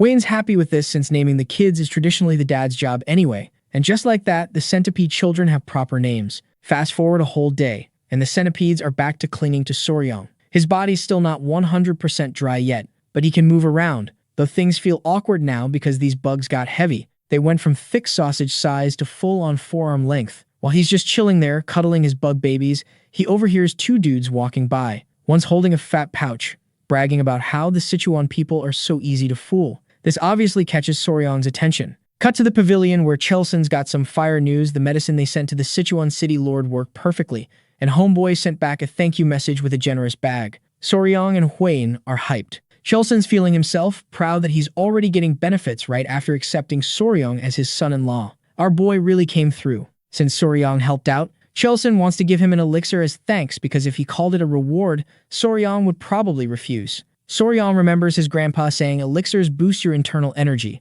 Huiyan asks what kind of elixir we're talking about, and Chelsen casually says it's just golden-haired king bee honey. In Soryong's head he's like, so regular honey. But knowing internal energy is crucial for becoming a martial master, he decides to take it. He's about to thank his father-in-law when Huiyan interrupts. She's looking at her dad like, really? Just honey? And Chelsen starts sweating. Huiyan goes off saying Soryong accomplished something major and the golden-haired king bee is a mid-tier venomous creature, but honey is literally the lowest grade elixir. She's not backing down, telling her dad he should be giving something worth a year of internal energy instead of this 2-month weak sauce. Chelsen tries defending himself, saying it's still an elixir and was expensive, but Huiyan's not having it compared to what Soryong did. This reward is pocket change. Soryong asks about this golden-haired king bee, and Chelsen explains it's a mid-tier venomous bug found in jungles, about the size of a small dog, and eating its honey gives you 2 months worth of meditation gains. Soryong's imagining this dog-sized bee getting both excited and low-key scared,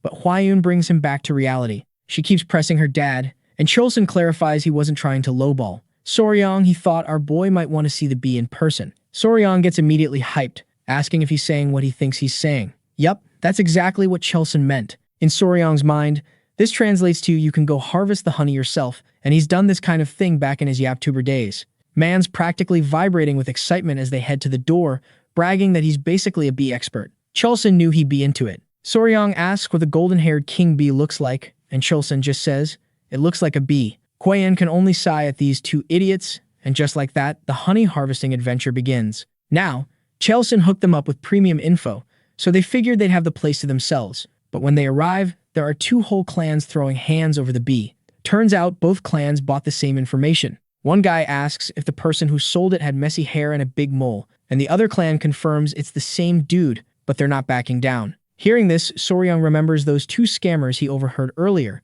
These bastards have been selling the info to everyone. One dude gets pissed and yells, how dare you disrespect the Sichuan Tang clan in Sichuan. Before Soryong bounced on his first mission, Chelsen hit him with the classic dad speech, stay safe out there, and don't embarrass the family name because you're representing the Tang clan now. Soryong's like, yeah, I got it. Then Chelsen gives him this look and glances to the side, so Soryong turns and sees a whole-ass lineup of dudes just standing there. That's when Chelsen drops the bomb that Soryong will be leading all these people because it's time he learns squad management. Our boy's internally screaming like, yo, what? Isn't that Wayne's job? But Chelson laughs, calling him silly and explaining that since Wayne's his partner, he automatically gets top authority. The second she says partner, Soryang's face turns into a tomato. Hwayan says she believes in him and promises to help out. He tells her he'll try his best, but honestly, he's lost as hell right now. Back to the present, our boy asks the Wong what they should do about this intel situation. Wong is pissed someone had the balls to sell Tang Clan info like it's nothing,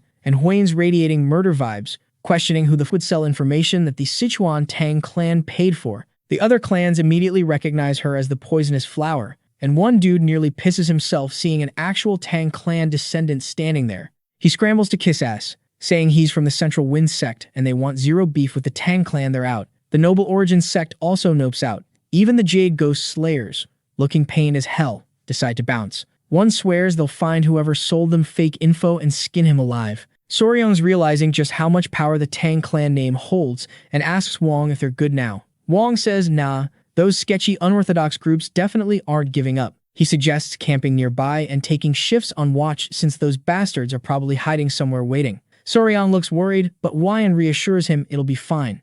Honestly though, he's more worried about his precious honeybees. Cut to a few moments later, and the group is spying on the bees and damn, these things are actually cute as hell. They're rocking what looks like fuzzy coats, flying in and out of this tree trunk. Soryang gets hyped seeing the golden-haired king bees in person. Hwayan admits it's her first time seeing them too, shocked by how big they are. Our boy thinks they're adorable. Even Wong's impressed. Soryang notices the colony's pretty small, only a few hundred bees, but considering their size, that makes sense. Hwayan asks what he means by colony, so Soryang explains it's basically a bee squad. Normally, a small hive has like 5,000 to 7,000 bees. Wayne's shocked he can estimate without even going inside, and he explains he's just counting how many go in and out. Suddenly, Gu Pei shows up with intel he found where the unorthodox groups are camping.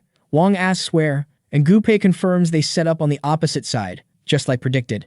They're chilling for now, but if shit goes down, they'll make a move. Wong decides they'll wait until nightfall to harvest honey, using the Tang Clan's signature method, burning mugwort leaves to make smoke that calms the bees. Soryang thinks that's genius, but Gu Pei points out the wind's blowing toward them, which ruins the plan. Soryang's brain immediately kicks into gear. He explains if the wind's blowing their way, it'll hide their scent, a perfect opportunity to check out the hive up close. He's already moving when Hwayan grabs his shirt like, boy, where are you going? She warns him the golden-haired king bee is dangerous as hell, but Soryang's too hyped, insisting he'll just touch it once and come back. As he's trying to escape Hwayan's death grip, a pebble falls and rolls toward the hive. They both freeze, realizing they just fucked up. In literally a second, the entire colony swarms out like an angry cloud. Hwayan snatches Soryang, and they haul ass out of there. Later, they get absolutely roasted for being reckless idiots. When dusk hits, Soryang's still trying to figure out another plan. If they light the fire against the wind, they'll be stuck between the unorthodox groups and angry bees. Not ideal. These golden-haired king bees are built different too. They can sense ground vibrations from over 30 meters away. Hwayan finds him deep in thought and mentions the kids tried wandering off after eating, so she brought them. Soryang thanks her and gently tells his bug babies to behave. Hwayan sits next to him, making him flustered. She asks if he's made progress, and he says he needs to observe more. She feels bad for pressuring him and apologizes. Ironically, this makes Soryang feel even more pressured. Then Hwayan spots some monkeys on the opposite side making a racket. Soryang suddenly asks if she smells something sweet. She picks up on it, and our boy realizes it might be pheromones. He urgently tells her they need to leave now because the bees are about to attack. Hwayan grabs him by the armpits like a toddler and launches him into the air. They watch as the bees swarm out, targeting the monkeys and straight up feasting on the corpses. That was way too close. Hwayan's confused about how our boy knew the attack was coming before they even heard buzzing. He explains it was the scent. Hwayan finally notices the faint magnolia smell. Soryang's impressed she can distinguish pheromone scents. Having found his answer, Soryang starts laughing like a madman, which makes Hwayan blush because his hands are on her shoulders. With a devilish grin, our boy says he just figured out how to deal with those bastards who are after his precious honeybees. Cut to some time later, and these unorthodox clan bastards are chilling around a bonfire, drinking and eating meat, when one dude asks when the Tang clan's going to show up to grab the honey. Another guy says, who knows, 3 days ago the Tang clan was snooping around everywhere, but now it's dead silent, and then adds that he thinks they'll make a move soon. Then this one guy asks if beehives are really worth all this trouble. His buddy looks at him like he's an idiot and says he must have been living under a rock. He explains that candles made from golden-haired king bee beeswax are literal treasures used only by the imperial family. The plan is to let the Tang clan take the honey and bounce, then they'll swoop in for the beehives. These scumbags are already plotting what to do after they wipe out the Tang clan. Someone brings up the poisonous flower, and they decide to keep her alive because she's hot. Their creepy asses get all excited, joking about one of them becoming the Tang clan's son-in-law. But then someone notices a smell. It's pleasant as hell, and one pervert thinks it's the poisonous flower's natural scent. They're getting all weird about it when suddenly a loud noise cuts them off. They look up and see something forming in the sky. They're terrified and confused as hell. It's a massive swarm of golden-haired bees. They immediately start running for their lives. The bees chase after them, and these dudes are screaming like little girls as they get absolutely demolished. From the other side, the gang was watching it all happen, seeing how the bees acted exactly as Soryong had said. Hwayun asks what Soryong did because she didn't expect the bees to go berserk over the flower's scent. Soryong explains he basically ordered a full-scale attack using a simple trick. Hwayun's confused since our boy literally just crushed some flowers and fruits and sprinkled the juice around. Soryong clarifies the scent acts as an attack trigger. He drops the science. Pheromones are chemical signals animals use to communicate, and social insects like ants and wasps rely heavily on them. The pheromone he used is the exact scent bees release to signal an attack, called isoamyl acetate. Hwan's mind is blown that magnolias emit the same scent bees use for attack orders, but Soryong's more impressed she could recognize the scent. Hwayun explains that since the Tang clan specializes in poisons, she's sensitive to smells. With the golden-haired king bees busy massacring those perverts, Soryong decides it's time to raid the hive. They cautiously approach, and Soryong brings a makeshift incense wrapped in leaves. Hwang warns it's dangerous and offers to lead as they enter. They're all blown away by the hive's size, the honeycombs hanging like a massive golden chandelier from the ceiling. It's beautiful as hell. Luckily, the bees are gone, so they can safely enter. Then Soryong notices something weird. There's no honey at all. Hwang is surprised, inspecting the honeycomb and confirming Soryong's right. It's completely empty, which is sus. Soryong also realizes there are no eggs. Hwang asks if this is connected to the missing honey. Soryong explains the bees were preparing to migrate from the start, which is why they ate all the stored honey and are carrying it in their stomachs. He thinks they sensed too many humans nearby and decided to bounce. Hwayun agrees, adding that when bees prepare to migrate, they stop laying eggs since they can't care for larvae. Then Soryong spots something interesting in the back end of a bee. With this devilish grin, he asks Hwang how long he can maintain his movement technique without rest. Hwang says if he paces himself, about half a day. He's like, why are you asking? Suddenly, Yu Pei appears, screaming that the bees are coming back and they need to leave now. They haul ass out of there. Hwang tells Soryong to give up while Hwayun grabs his shirt, telling him to hurry.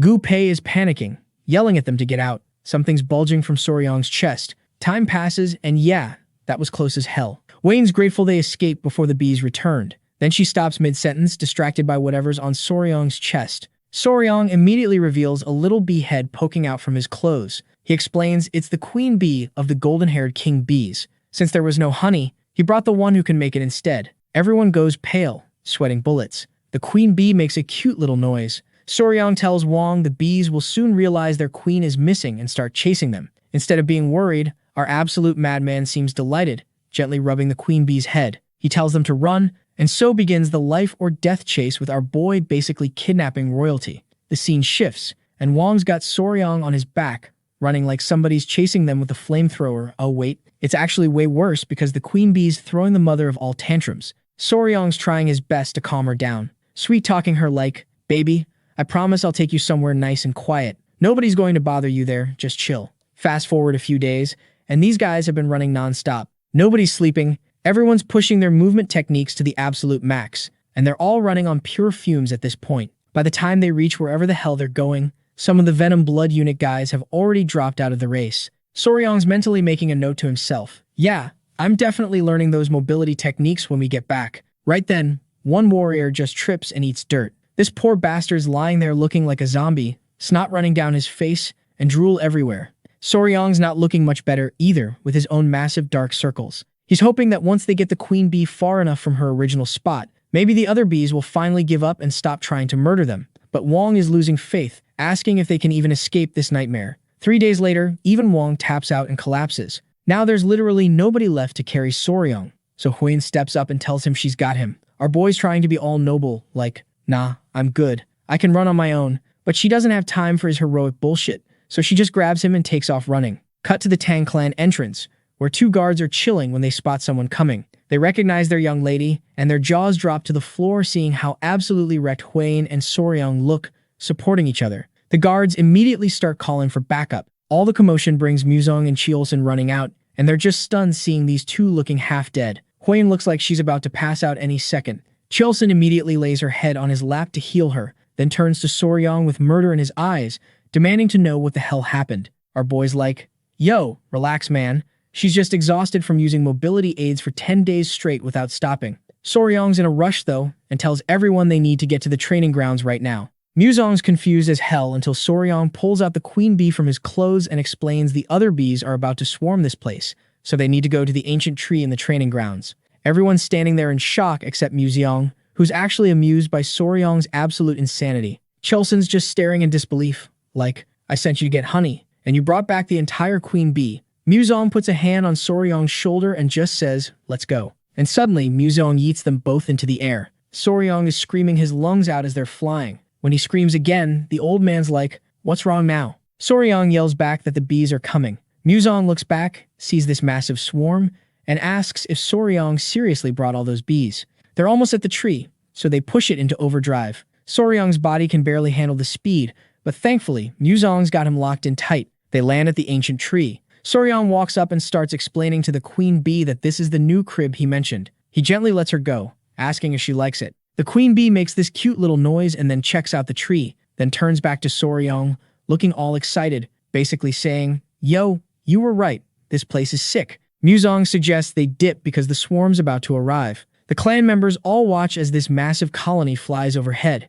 The queen bee calls out to them, and all the bees head straight for the tree. Muzong's just standing there amazed, saying in all his years he's never seen anything like this. Mission accomplished. Later on, these dog-sized bees are chugging sugar water like it's the best thing they've ever tasted, getting all revitalized. After all, you build bonds over food, right? They're lucky this world even has refined sugar. Soryong's hoping this feast helps chill the bees out, and maybe they'll start seeing him as their master. Suddenly, Soryong shouts that he forgot something. Cheolson and Muzong both give him suspicious looks, asking what. Soryong nervously asks about Hwayun. Cheolson's pissed that he's only thinking of her now but tells him they took her to rest. Then he asks if they really use mobility arts the entire way from the forest with bees chasing them. Soryong nervously confirms and apologizes, explaining they barely got 4 hours of sleep a day. Muzong suddenly asks about the Venom Blood Unit members. Soryong starts sweating bullets and admits the guys collapsed somewhere on the side of the road. He promises to go pick them up. Eventually, everyone makes it back safely. In Hwayun's room,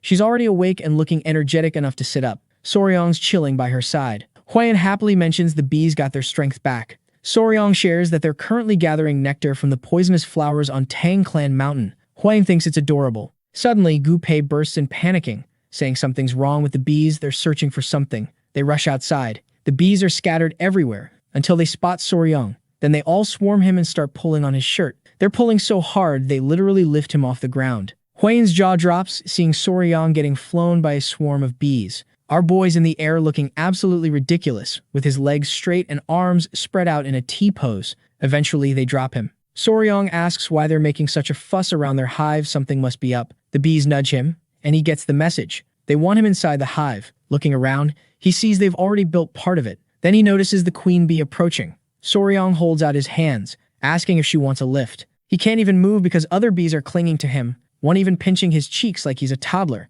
The queen bee looks all elegant and cute. She closes her eyes and moves towards Soryong's mouth. He starts panicking but gets cut off as the queen bee straight up kisses him on the lips. He feels something get placed in his mouth and instinctively swallows it. The other bees stop clinging, and the queen bee finishes her kiss. Soryong turns red as a tomato. Embarrassed as hell, he yells at the queen bee, saying that was his first kiss and asking what the hell she's doing. Then Soryong realizes something's wrong. He collapses on the ground, asking the queen bee what she just fed him. And the bees are watching Soryong roll around on the ground while he's being microwaved from the inside. This reddish aura is spreading across his body. He's foaming at the mouth, grinding his teeth, and sweating, looking like he's about to die. Despite feeling like he's getting cooked alive, he reaches out to the queen bee with his last bit of strength, asking what the hell she fed him before passing out cold. He wakes up hearing his name. Hwan's freaking out, asking her grandfather what's wrong with him. Muzong strokes his beard all wise-like and says our boy swallowed some seriously strong elixir. After hearing that, Soryong passes out again.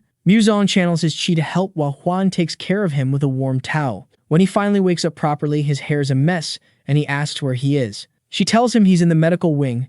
They found him getting dragged around by the bees and brought him here. She asks if he remembers anything. He sighs, putting his hand on his face, looking bummed out, thinking about how his first kiss in this world was with a freaking bee. Huayan can tell something's off and asks if he's okay. He tells her, nah, he's good, just that the queen bee fed him whatever she eats. Huayan asks what he ate. He doesn't know the exact name but calls it King Bee's elixir. He explains that worker bees eat nectar and pollen, but what about the queen bee? She exclusively eats this special jelly made by the workers her entire life, royal jelly, but normal worker bees live like a month and a half, but the queen eating this stuff lives 60 times longer. Huayan's processing all this info, telling him to chill. It's a lot. Then she drops the bomb. The cultivation technique he uses is beginner level, so he couldn't absorb all the power. But since the bee honey has 2 months of internal energy, he just absorbed 60 times that, which equals 10 years of internal energy. She congratulates him on the lucky break. Soryong is hyped, repeating 10 years of internal energy when Huayan nervously suggests he check the mirror if there might be other effects.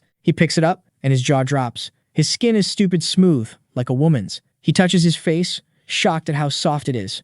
Then panic sets in. Did he turn into a girl? He frantically checks down his pants and collapses on the ground with relief that his prized possession is still there. He remembers Museong saved his life by guiding his chi, so he leaves to thank him. Walking through the clan, everyone's staring at him with weird looks.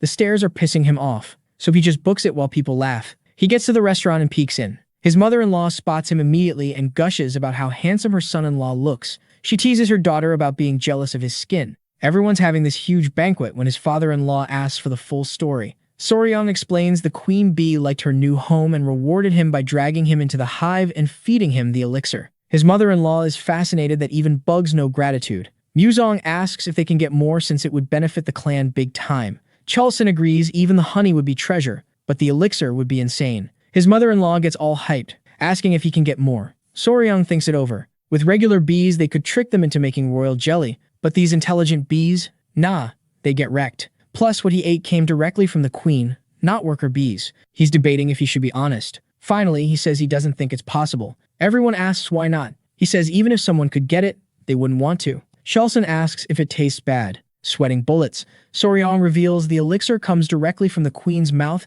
and the only way to get it is through direct contact. Basically, you have to kiss the queen bee, and she transfers it with her tongue. Everyone's shook. Museong shouts, a kiss on the bee's mouth. His mother-in-law is speechless. Chulson concludes it's impossible for anyone except the protagonist since the queen favored him. Then his fiancée, finally understanding what happened, drops her chopsticks. She's pissed, asking, a kiss on the mouth. With this absolutely murderous look, she says his name with that deadly tone, basically calling him out for kissing the queen bee while our boy's sitting there realizing he's about to get destroyed by his jealous fiancée. Then the scene shifts, and we are in this whole different place. It's nighttime, and the moon's lighting up this river near a temple. There's this dude with scarred-up hands staring at the scenery. Turns out he's Ju Junghak, the leader of the Muram Alliance, basically, the emperor of the fist. While he's zoning out, someone knocks, saying they brought tea. He snaps out of it and tells them to come in. And then this thick, gorgeous servant brings in white dew tea from Sichuan. Junghak's kind of surprised because that's his hometown tea.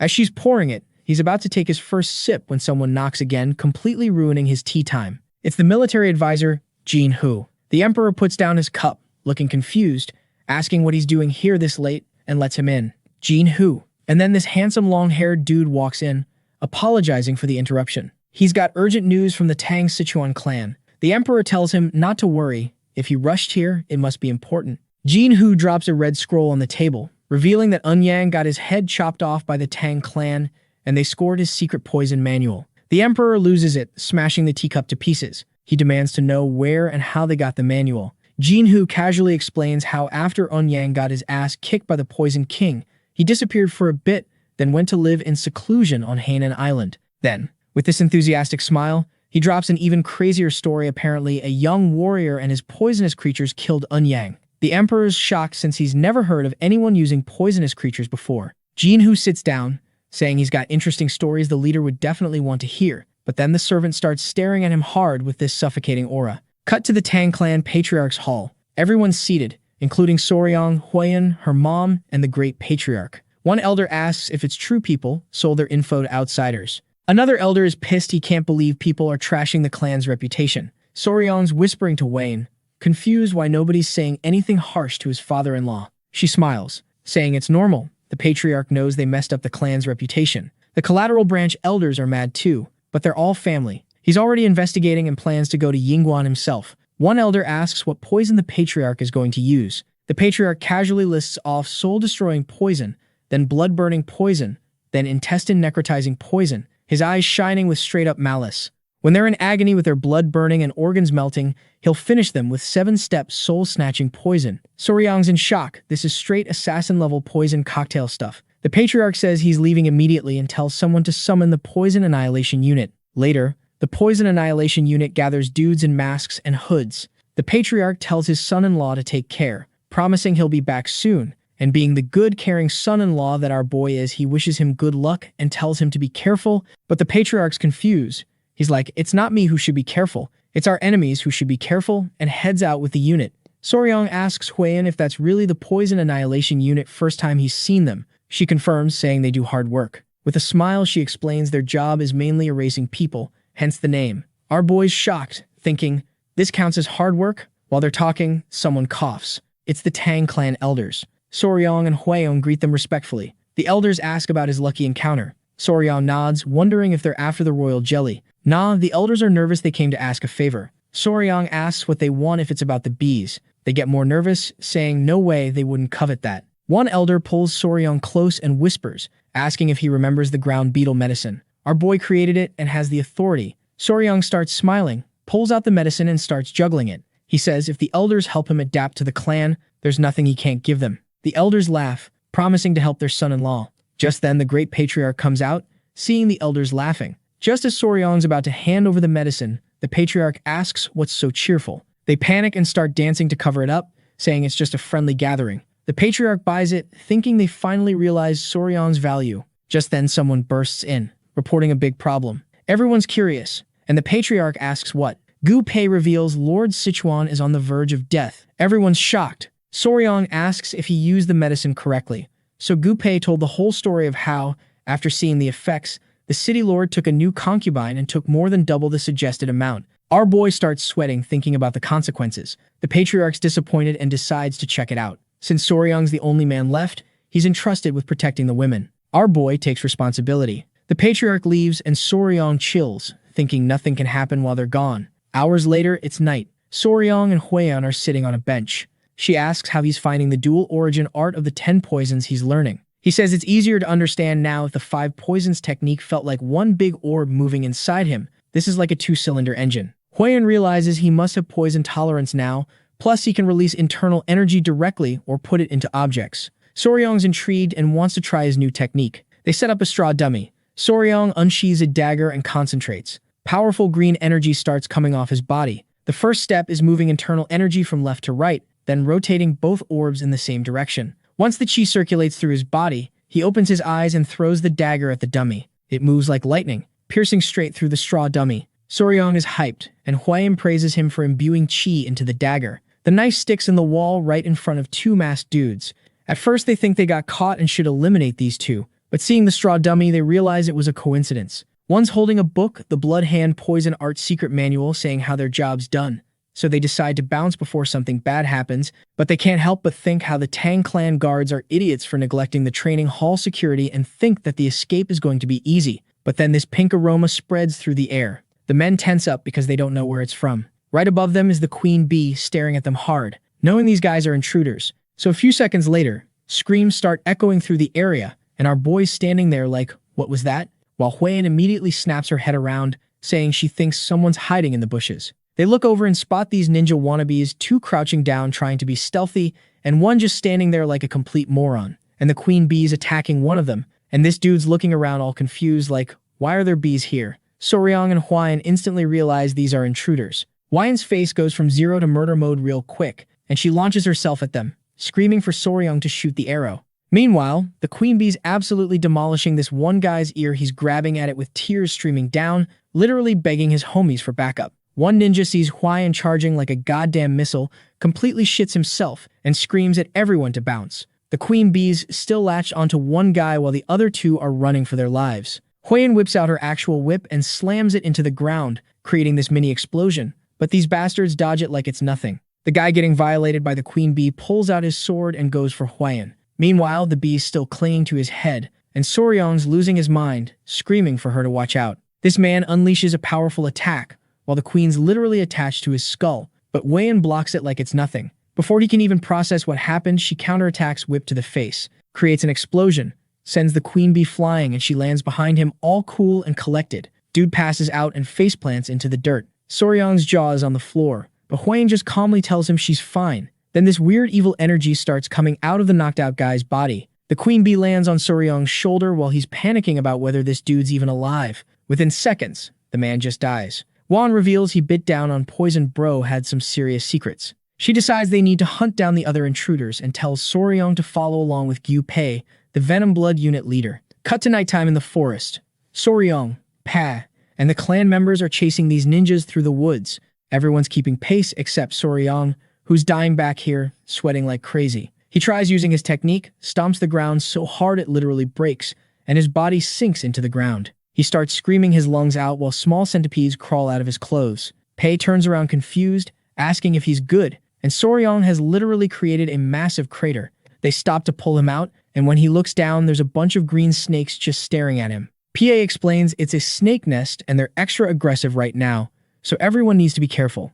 Soryang admits it's his fault they got delayed and realizes it's about to rain, so they need to move their asses. Meanwhile, the masked men are pissed. They hit a dead end with a rocky mountain blocking them. Thunder's rumbling when Pai and the others show up, surrounding them completely. Pai announces their escape ends here. The Venom Blood Unit draws weapons, ninjas do the same, and they start clashing. One ninja's lightning fast and just kicks a guy right in the face. While they're distracted, Pai goes for a surprise attack. The ninja dodges, but Pai busts out triple Mirage kill, throwing his kunai. It explodes midair, splitting into 3 kunai. Ninja blocks 2, but one stabs his shoulder. Pai walks up, calling him lucky, telling him how the rain diluted his poison. Otherwise, he would be done. For just then, someone starts laughing, calling them pathetic insects. Everyone freezes. Some old bearded dude descends from the mountain, landing so hard he shatters the ground. He's radiating this evil energy with a murderous smile. Pei immediately recognizes he's a martial arts master and orders everyone to back up. The old man asks the ninja if they recovered it.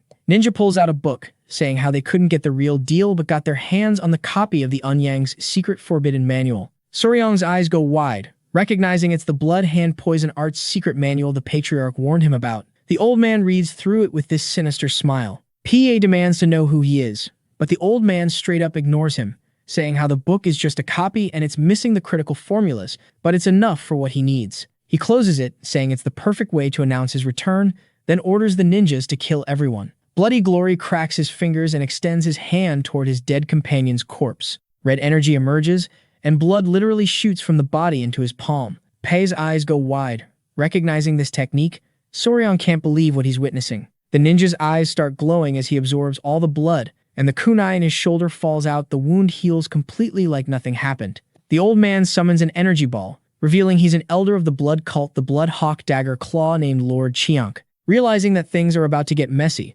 Soryang draws his kunai, ready for whatever's coming. Meanwhile, Guchank locks onto him and says how it's been a long time since he's drunk the blood of someone young. So this bastard pockets the book and tells his goons to grab the Tang clan members. They got what they wanted, now it's just harvest time for some fresh blood. The ninja nods, and they both charge at Soryang and his crew. Pei pulls out his weapon, looking serious as hell, and yells at everyone to hit them with the 5-position annihilation formation. Guchank launches himself into the air, giving off this absolutely terrifying energy, cackling like a complete maniac, and telling Pai to try and stop him. Everyone's on edge now. This psycho unleashes this massive attack that creates a huge explosion and obliterates the ground. Rocks are flying everywhere, and Soryang's covering his face from the debris. Next thing he knows, the ninja teleports behind him and locks him in a chokehold. With his eyes glowing, this dude tells Soryang to chill out since the elder wants his pure blood. Soryang's face is turning blue, but with whatever strength he's got left, he tells his babies to bite. His centipedes pop out and go to work,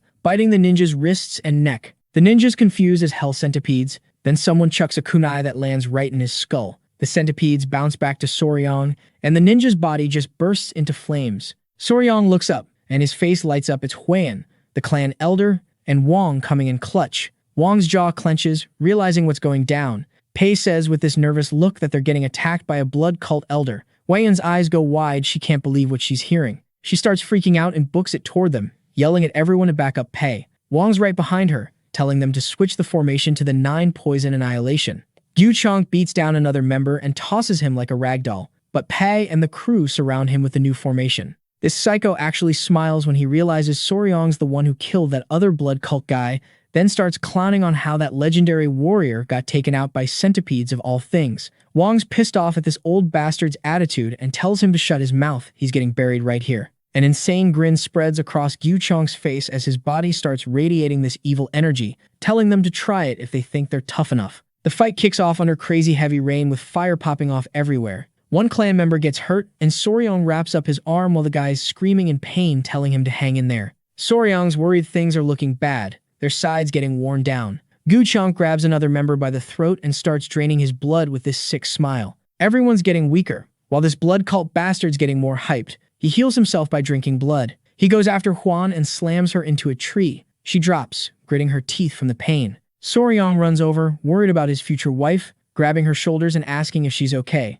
She lies, saying she's good, then immediately spits blood. She grabs his hand, looking exhausted, and begs him to please head back to the clan and bring backup, saying how they can't take this guy down alone. Soryong clenches his jaw, knowing she's right. Gyuchong attacks again, and everyone's forced to fall back. Wong nervously tells Soryong to go get reinforcements. The elder promises he'll somehow keep this bastard busy. Soryong watches with this desperate look and agrees, promising to come back ASAP. He admits his movement skills are trash, so he's not sure if he'll make it, but before he can finish, Wyan hugs him with tears streaming down her face. With this kind smile, she says she believes in him, he's been working hard. She promises next time they'll go hunt poisonous creatures together again. She puts her hands on his shoulders, asking him to please bring help, then runs back out to support the others. Soryong just stands there processing everything, then with this sad look decides to bounce. He starts sprinting back through the pouring rain, breathing hard, every step feeling heavier. He face plants on the ground, and his centipedes come out, hyping him up not to give up. Honestly, so wholesome. He pets one, thinking that even at full speed it'll take half a day, and most of the clan's heavy hitters are gone. Plus, the backup won't get here in time. The rain's coming down harder now. Soryong starts thinking, why'd they send him for help? Then it hits him. They wanted to save at least him because he's the youngest and weakest. Is this what being a martial artist is all about? He remembers the patriarch's warm smile, saying Soryong was family now. The word family keeps echoing in his head. He never really thought about it, seriously didn't think he was actually part of the Tang clan yet. But all these dope memories start flooding back, everyone's smiling and reaching out to him. They all thought he was already family. He feels embarrassed realizing he was the only one thinking he wasn't part of the family yet. Soryong smiles and pets one of his centipedes, thinking they're way too nice to be a clan of assassins. He gets up and tells the kids how it's time to save mom. The centipedes are making cute noises, hyped as hell. Soryong takes off running, determined to save them. He's got to figure something out. Blood cult members heal by absorbing energy, but the forest is loaded with poisonous snakes, frogs, and plants. He keeps running until he stops at a snake nest. He stares at it silently, cooking up a plan. The nest is packed with venomous snakes all eyeing him. One centipede starts getting mad, sensing the creatures. Soryong pets it with a smile, telling it not to worry, he'll be fine. He takes the centipedes out of his clothes and sets them on the ground. One's knocked out, the other two are crying. Without wasting a second, Soryong leaves his babies behind and starts booking it toward the snake nest. Without even thinking twice, he jumps in. All the snakes lock onto him. This confident smile appears on his face. He's about to handle this his own way, the spicy Faber way. So quick rundown, these snakes are called redneck keelbacks, aka flower snakes. They look cute as hell, but they're venomous as fuck. Soryong jumps into the nest, and within seconds, dozens of these things start wrapping around his body, chomping on his hands and legs. Unlike regular venomous snakes with those hook-shaped fangs up front, these bastards have tiny venomous fangs in the back, making it way harder to inject venom. But when it comes to how toxic they are, they're literally the most poisonous land snakes in East Asia. Soryong's sweating with this smile, asking them to bite harder. One sinks its teeth into his hand, and he's gritting his teeth. These snakes pack more venom than a black mamba. Luckily, the Tang clan's internal energy helps him resist poison, so he's going to make it through this. His centipede babies peek out, worried about their dad. Soryong tells them to relax, he'll bounce from the nest soon. His hand and arm are covered in snake bites, and he figures that should be enough, but when he tries to leave, he can't move. He looks down and realizes the snakes coiled around his legs. The man starts freaking out, this wasn't part of the plan. Out of nowhere, the centipedes jump into the nest, landing on his head and shoulders. One gets pissed and starts roaring. A snake hisses at it, making the centipede even more mad. This tiny creature jumps off Soryong's head, bites the snake, and slams it into the ground. Soryong's just watching his baby go off. The centipede beats the snake, eyes shining all happy. Soryong thanks it for scaring off the others, crouches down, realizing they were worried about him, and pets its head. The little guy climbs onto his head and knocks out. With a smile, He decides it's time to head back to Mom. Back at the fight, Huiyan's exhausted but still ready to throw down. A bunch of clan members are already down. Gu Chunk grabs another one by the neck, draining his blood to get his energy back. Huiyan knows at this rate everyone's dead, foam's coming out of the guy's mouth as this bastard sucks him dry. His eyes light up with this evil smile, saying this is way too easy. He starts clowning on them, asking if there's really no one left to fight him. Huiyan pulls out her whip instead of running. She wants to keep fighting, hoping Soryong got away safe. She tells everyone to keep their distance and not lose track of him. One elder steps up with this serious look, asking Huiyan to bail with Soryong. Her eyes go wide and she refuses instantly. The clan members are arguing there's no way a direct descendant can bounce while they're fighting. If they can't save her, they can't look the patriarch in the eye. Gu Chunk cuts in, saying how he'll get bored if his toys escape. He drops with this evil grin that if Huiyun runs, he'll turn the Tang clan into hell to announce the blood cult's comeback. The elder realizes this bastard was never going to let anyone leave. Huan swears with this fired-up look she'll take at least one of his arms even if everyone dies here. The others nod. Right then, someone shows up behind them saying that's right, a clan member never ditches the others. Everyone whips around. Huiyun's jaw drops. It's Soryong. With his confident smile, he walks up to them. The elder is speechless, and Huiyun is worried, asking why he came back. Soryong takes the centipedes off his body, closes his eyes, asking them to chill here, then says again the Tang clan never gives up or abandons their people. He rips off his shirt, saying how he's a Tang clan member too. He pulls out his weapon and charges straight at Gu Chunk as he does. This excited smile pops up on the old bastard's face. Huiyun's panicking, telling him not to do it. Gu Chunk gets ready to attack. He let this idiot live, and now he's back for more. Soryong lunges, ready to strike, but Gu Chunk just grabs him by the throat with zero effort. His eyes light up as he reaches out, deciding he wants to taste his blood. He puts his hand on Soryong's stomach, but Soryong blocks with his arm. Gu Chunk starts draining blood through the arm with this evil grin, calling him an idiot. Soryong's in crazy pain. Huiyun and Pai are freaking out, and she yells at everyone to help. While Gu Chunk's sucking up blood and loving it, Pai and Huiyun rush toward them. Before they get there, he stomps the ground hard, lets go of Soryong, and uses blood-filled wave, tearing up the ground and blasting everyone back. They all go flying. Luckily, Huiyun catches Soryong midair. Gu Chionk, looking way stronger now, smiles, saying they were annoying, throwing hidden weapons around like flies, but thanks to Soryong, he handled them all in one shot. Soryong passes out. Huiyun's desperately trying to wake him up. As a thank you gift, Gu Chionk decides he'll give him a quick death. She hugs. Soryong is saying that's not happening. Then he coughs and slowly opens his eyes. Drool starts coming out of Gu Chunk's mouth as he demands to know what the hell Soryong did it to him. His hair starts falling out like leaves, and he begins aging. With this terrified look, he realizes this is some energy-draining poison. He starts losing strength, his body shaking. So he starts freaking out, saying how this shouldn't be possible. The cult's techniques are supposed to block this poison. And then this old bastard grabs his face, going absolutely insane because none of this makes sense. He demands to know who the hell Soryong even is. With a smile, Soryong sits up, points his finger at him, and tells him that he's his natural enemy. So Huiyun's relieved seeing Soryong still breathing. Meanwhile, the poison's doing its job, and this old bastard Gu Chunk can't believe he just got his ass handed to him by a child. Soryong's running on fumes, barely standing, but he manages to whisper something to Huiyun that makes her eyes go wide. Gu Chunk is staring at him, absolutely furious, completely clueless about what Soryong did to his body. Ever since Soryong's blood got into him, his blood techniques have just not been working. He takes a step forward, mumbling about how the blood cult's takeover was right there and now he's losing it. Then he goes absolutely insane and charges at Soryong, screaming he can't die here. He straight up opens his mouth to bite our boy, but just in time, Huiyun pulls out her whip, and before this psycho reaches Soryong, she swings the whip wraps around his neck. Her eyes go wide because, wait, her attack actually hit? A martial arts master like him couldn't dodge it? Gu Chunk's pissed, drooling everywhere, still confused about what happened to his powers. He explodes with rage, charging like a maniac and screaming about killing everyone and how the blood cult is back. Huiyun grips the whip tight with this furious look and tells this old bastard to shut up and die. Then she straight up rips his head off. His head goes flying and lands near Pai, who's just standing there confused until this happy smile shows up as he realizes that they actually won. The clan elder runs over, checking if they're okay. Everyone's celebrating the lady just decapitated a blood cult elder. She asks Soryong, all confused, how he made him so weak. Soryong calls her big sis, and she blushes hard, getting all embarrassed. Our boy's sweating with dark circles but still smiling, casually mentioning he needs to get bitten by a tiger-striped water snake to deal with the poison. Huiyun panics because his face is going pale, and she's like, wait, those snakes don't even have venom. She yells at everyone to grab an antidote.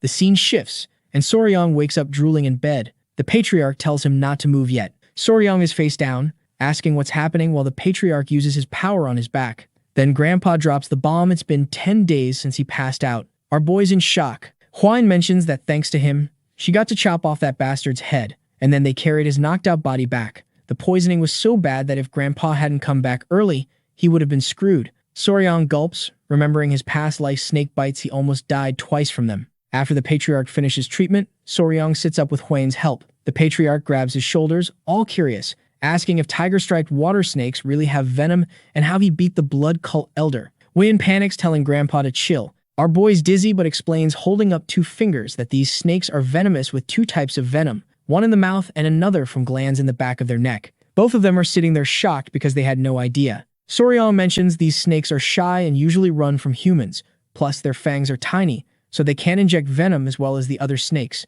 And here's a cool fact. People didn't even know they had venom until the 1980s. After hearing our boy's explanation, Muzong realizes the elder's energy draining had something to do with this. But the blood cult is known for being immune to poisons.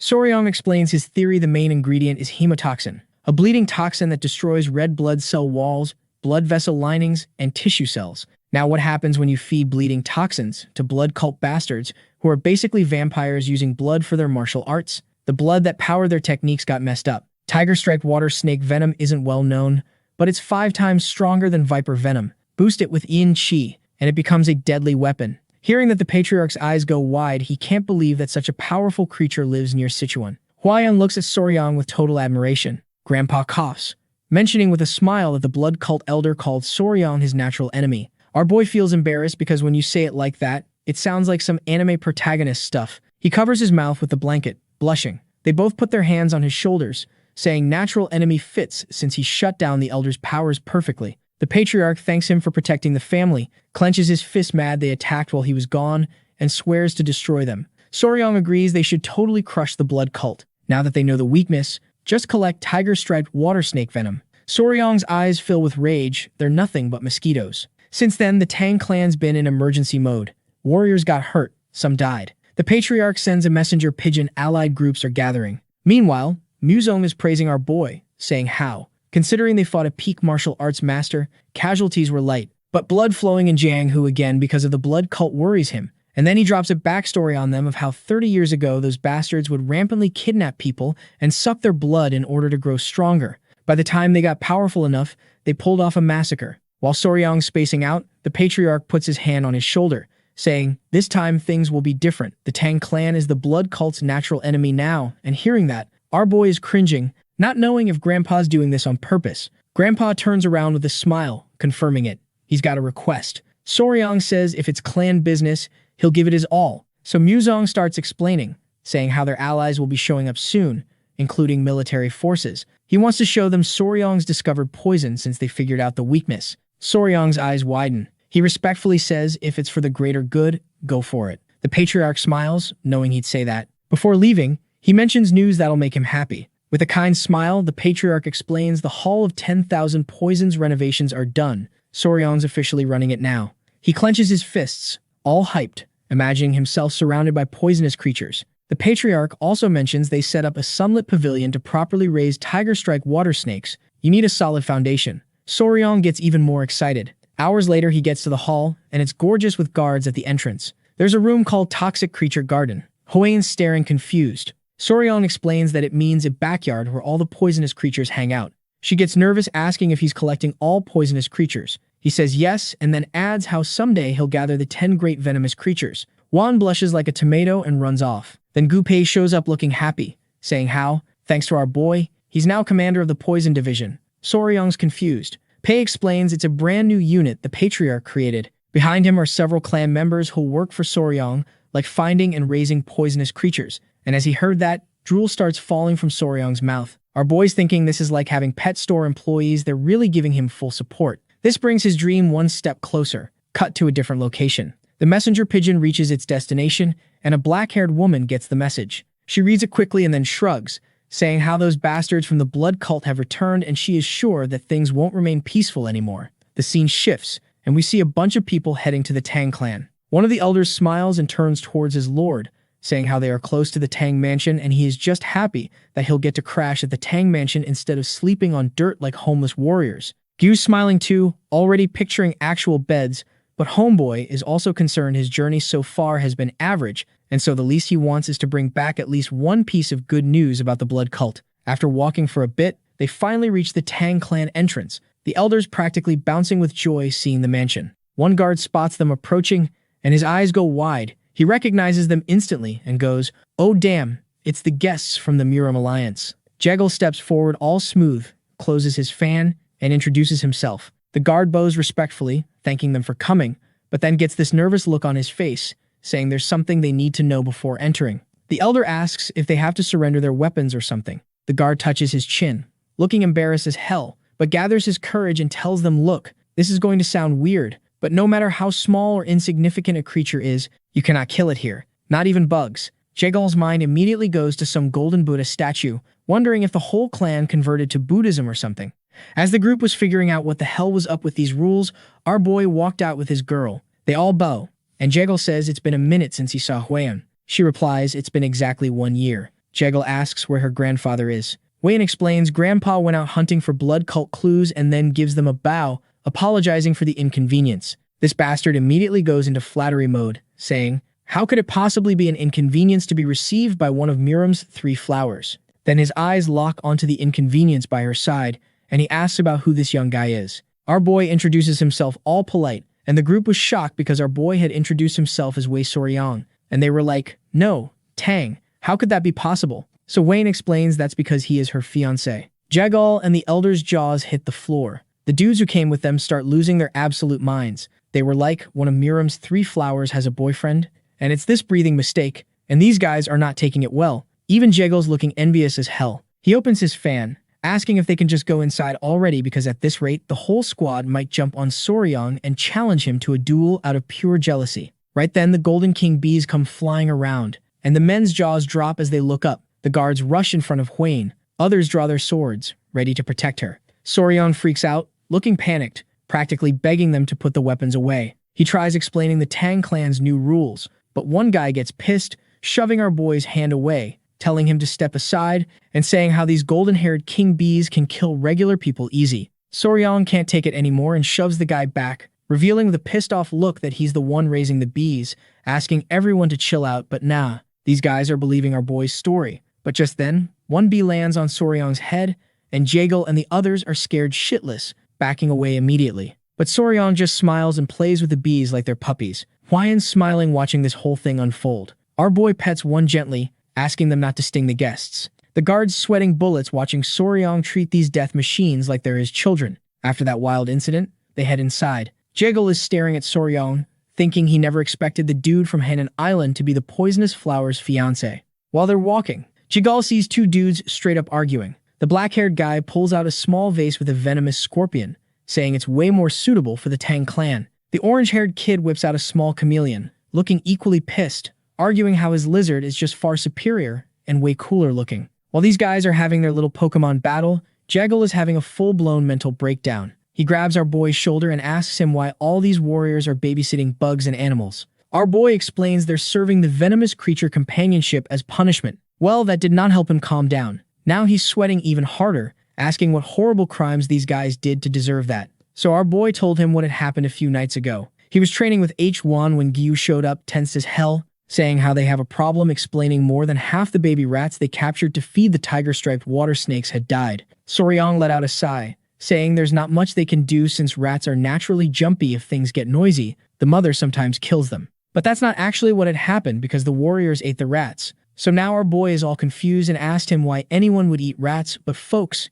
it gets worse. Gyu explained they ate the rats as snacks while drinking. So now our boy was speechless. He can't process that these warriors ate the baby rats as bar food, but Huayan gets the picture. She explains that those idiots must be playing. 3 screeches. So naturally our boy is like, what's that? Huayan explains that it's a game where they dip live baby rats in sauce and eat them while they're still squeaking. Soryang was frozen, trying to process this absolute insanity. He stared with pure disgust, finally realizing the baby rats he caught as snake food got eaten by the warriors. He was furious knowing he had to do something to teach these idiots to value living creatures. And that's how the Tang clan established the venomous creature companionship punishment. Back in the present, Sorion explains each warrior is now responsible for raising a venomous creature. Jegel's finally got his answer, but now he's interested in our boy. Cut to hours later in the meeting hall. Our boy Gramps and the new guy were sitting across from each other. For whatever reason, Jegel was here. He decided to start with flattery and said Sorion must be that mysterious treasure Gramps met on Hanan Island. Gramps nods, saying he's more than a treasure, saying calling him mysterious doesn't even do him justice, those bees were insane. Then the conversation shifts to the serious mode. Jegel says how it's concerning they haven't found a single blood cult clue and adds how they can't let those bastards grow any stronger. Gramps nods, then turns to our boy and orders him to bring that thing. The patriarch holds up a finger, creating a chi barrier around them, explaining they can't risk any sound leaking out, and then Sorion pulls out a small jar and puts it on the table. Jegel grabs it, mind racing, asking what object needs a whole chi barrier for secrecy. The patriarch says it's a poison that makes internal energy disappear. Jegel argues that internal energy poison is pretty common, it hardly needs a chi barrier. Sorion and the patriarch look at each other, nodding with smiles, revealing this poison only works on blood cult members. Jegel's eyes go wide. He panics, slamming his hand on the table, asking if this is for real, because if it is, then it's perfect, because the main reason they got wrecked so hard during the rebellion 30 years ago was because the blood cult used internal energy poison against them.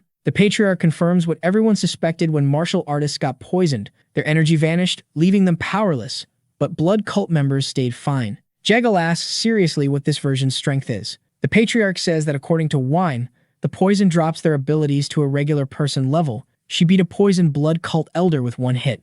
Now this is where he completely loses it because he has thought that the poison would be lethal. But that's just too much. He immediately bows, saying how this gift is way too precious, and thanks to that, their alliance could now breathe easily. Graham says if he wants to thank someone, thanks Sorion he made this discovery, poisoned himself to bait the elder into absorbing his blood, and was basically dying for 10 days straight. Jigal's eyes widen with respect, thinking this guy has crazy wisdom and balls of steel. He puts his hand on Sorion's shoulder, looking grateful, saying if he has any wish, just ask whatever it is, he'll personally tell the alliance leader. So this idiot thinks hard for a second and then says, can he get info on the venomous creature? Jegel's confused. Sorion's interested in bug info, not martial arts techniques, magic pills, or treasure, and as he said that, Gramps starts laughing his ass off. Meanwhile, Jegel was thinking about how our boy is truly unique, so he pauses for a second, turns to him, and asks our boy if he will be interested in a mythical stone lizard. So we're up in the mountains somewhere, and this long-haired dude turns to his uncle and goes, yo, we made it. They're standing on Mount Ganga, and the nephew's geeking out because everything matches what their ancestors described. The waterfall, some turtle-shaped rock, and in the distance, you can see the mountain summit. Jigal walks up to the water, dips his finger in, and immediately regrets it because that shit's freezing. He tells his men to stay put and signals his nephew Chin to follow him. Chin's eyes light up, and they both start hopping across the water towards the waterfall like they're in a damn kung fu movie. They reach the waterfall, and Jegel peeks behind it, remembering that past the turtle rock, if they climb up the cliff, there should be an entrance by some fist-shaped rock. Chin's jaw drops because everything matches the records perfectly. They share a look, nod, and boom, they find the entrance. Jegel goes in first with Chin right behind him, and this kid can barely contain his excitement. Inside the cave, the walls are covered in herbs, and Jegel's walking carefully while Chin's over here looking like he just discovered Narnia. Jegel pushes aside some vines, and both their eyes go wide. They've reached the heart of the cave, where there's a hole in the ceiling letting sunlight pour in, and it looks absolutely mystical. The place is packed with spiritual herbs, and Jegel realizes this is the perfect environment for them to grow. Then his eyes lock onto this flower-shaped herb. It's a century-old snow lotus, a spiritual herb that's absorbed extreme yin energy. Chin explains they need to trade this for the dark wolf flower from the Namong clan. Jegel nods, saying this should help cure the Namong clan leader's daughter's meridian issues, and in return, they'll get that 200-year-old dark wolf flower. Easy trade, right? Wrong. The second Jegel reaches for the herb, they hear this whistle, and his whole expression changes. Something hidden in the rock starts charging at him at lightning speed. Jegel barely blocks the attack with his fan, and this creature starts bouncing off the rocks like a pinball. Chin's freaking out, asking if his uncle's okay, and Jegel yells at him to be careful because whatever this thing is, it's fast as hell. The creature tries attacking from behind, but Jegel spins around and blocks it again. Except this time, the tip of his fan freezes over. He's staring at his frozen fan, looking confused as hell, when Chin asks what they're even fighting about. Jegel stays quiet for a second, wondering what the hell attacked them, and then he realizes that it's a damn lizard. Chin's eyes nearly pop out of his skull. He can't believe that a lizard did all this. Then this blue lizard shows itself, and it's ready for round 2. Back to the present, and Jegel's telling this whole story to Soryang. Our boy's jaw is on the floor because blue lizards are rare as hell. Even Graham's smiling because he knows Soryang's obsessed with poisonous creatures. Jegel asks seriously if Soryang's sure the lizard isn't poisonous and if it's safe. Our boy's practically drooling, eyes shining, and he's like, nah. It's cool, the lizards have poisonous chi in their eyes, not their bodies. Grams has no idea what our boy just said but praises him anyway. Jegel forces a smile, realizing Soryang's definitely a weirdo. Seeing how interested our boy is in venomous creatures, Jegel promises that if he hears about any other toxic creatures, he'll let Soryang know immediately. Soryang's eyes light up like fireworks, and he thanks him genuinely. The next day, the patriarch comes rushing back looking stressed as hell. He barges into the mansion to check if Soryang's okay. Inside, Soryang, Huiyan, Jegel, and the great patriarch are just chilling with tea when the patriarch bursts in. Soryang asks if something's wrong, and the patriarch immediately grabs his face and starts turning his head in every direction, inspecting him for injuries. Huiyan stands up looking confused. Soryang's equally confused and tells him he's fine. Then with a smile, he shows off all the snake bites covering his arms, casually mentioning that yeah, he was knocked out for 10 days and woke up with scars, but hey, at least he's alive. The patriarch's eyes ignite with rage, smoke practically coming out of his nose because those blood cult bastards dared to hurt his precious son-in-law. Then he notices Huiyan and spins around, asking if she's okay. She panics and tells him to calm down, explaining that she's fine because Soryang and the family saved her. The great patriarch clears his throat and reveals that Soryang did something incredible after knocking out that elder. He declared himself the blood cult's natural enemy. Soryang looks away, embarrassed, while the patriarch is grinning with pride. Soryang nervously explains that his plan just happened to work out. The great patriarch adds that thanks to that, they discovered the blood cult's weakness. Jegel raises his hand and asks the patriarch how he's been.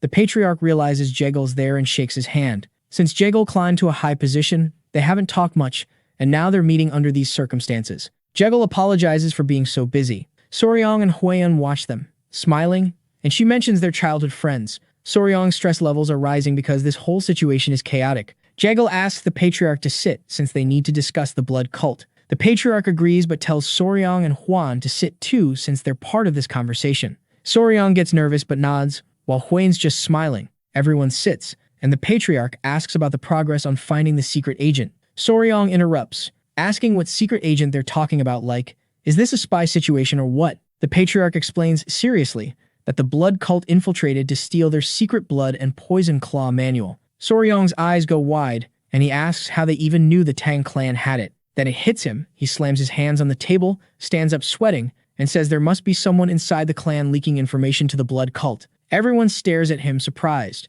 Jegel puts a hand on the patriarch's shoulder, and with a smile, suggests he educate his son-in-law since the newcomer clearly doesn't understand certain things, though he's finding these theories pretty amusing. The patriarch strokes his mustache, looking disappointed. Soryang's sweating, realizing he's the odd one out. Huan kindly explains that secret agents can't exist in the Tang clan. Soryang asks if she's serious. The patriarch explains they do exhaustive background checks on everyone, even when hiring servants. They investigate all direct and distant relatives. If approved, they incorporate the relatives into the clan, and their children are raised within it. Under these circumstances, no one would dare betray them. Soryang's mind is blown by these extreme measures. He asks who the secret agent actually is. Somewhere else, a muscular dude named Ju Jung-hak is strangling a woman by the neck, and not in a fun kind of way. She might enjoy it, but we don't know. Jiggle holds up a finger, explaining that only 3 people in the Alliance knew about this, and by now, the Alliance leader should have already captured her. Back at the Tang clan, things are stabilizing when an unexpected guest shows up at the gates. The guard is trembling with fear. The guest mentions he ran all the way from Hebei to Sichuan without using martial arts, and it was pretty fun. He pounds his chest excitedly and tells the guard to inform the patriarch that Pang Muin,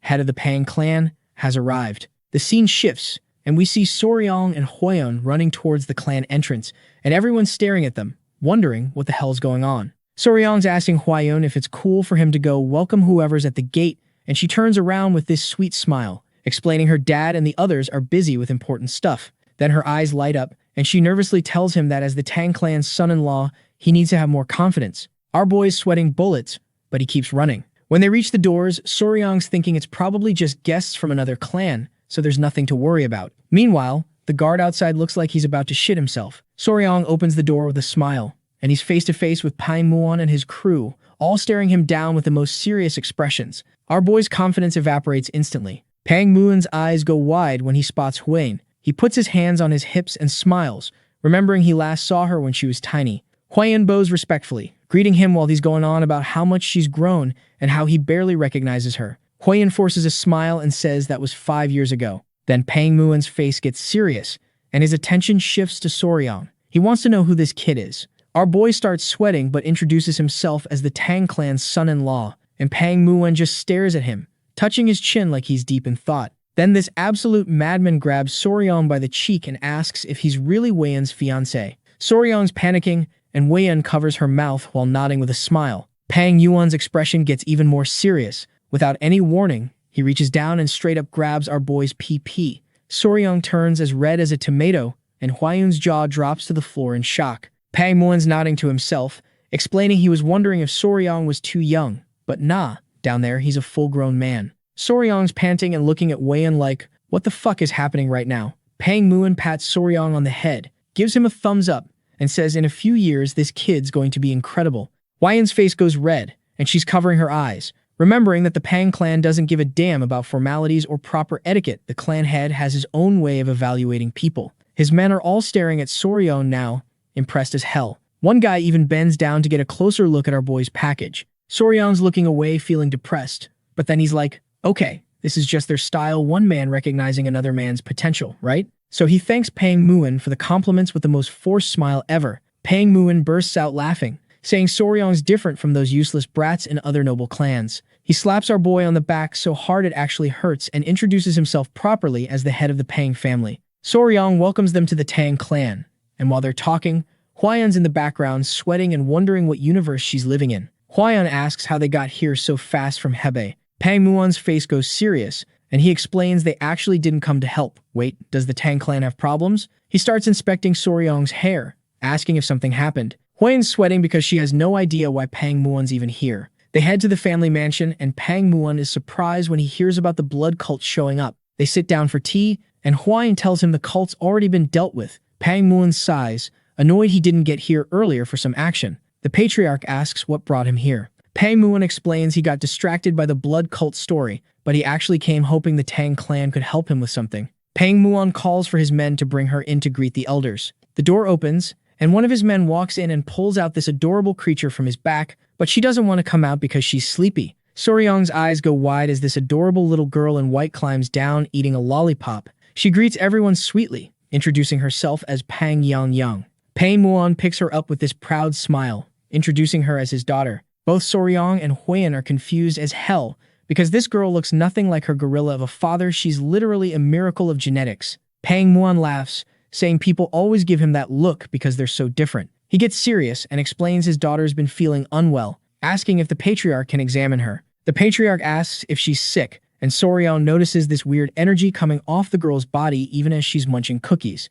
That night, Soryang's lying in bed with his little centipedes crawling on him, thinking about the girl's symptoms. Earlier, they had her sit in a chair while everyone examined her. Pang Muan explained she sometimes has trouble breathing, gets big red spots on her body, and in severe cases passes out completely. The patriarch examined her while Pang Muan ranted about how he'd taken her to medical sect disciples and they all said she was healthy. One disciple said something about possible poisoning, and Pang Muan almost beat him to death. The old man nods, saying how that would be ridiculous because that means someone within the clan harbors ill intention towards them, but Pang Muan freaks out, swearing no one in his clan would do that. Jekyll jumped in, saying poisoning doesn't always mean someone deliberately did it. The patriarch offered them a guest residence so he could observe the girl's condition.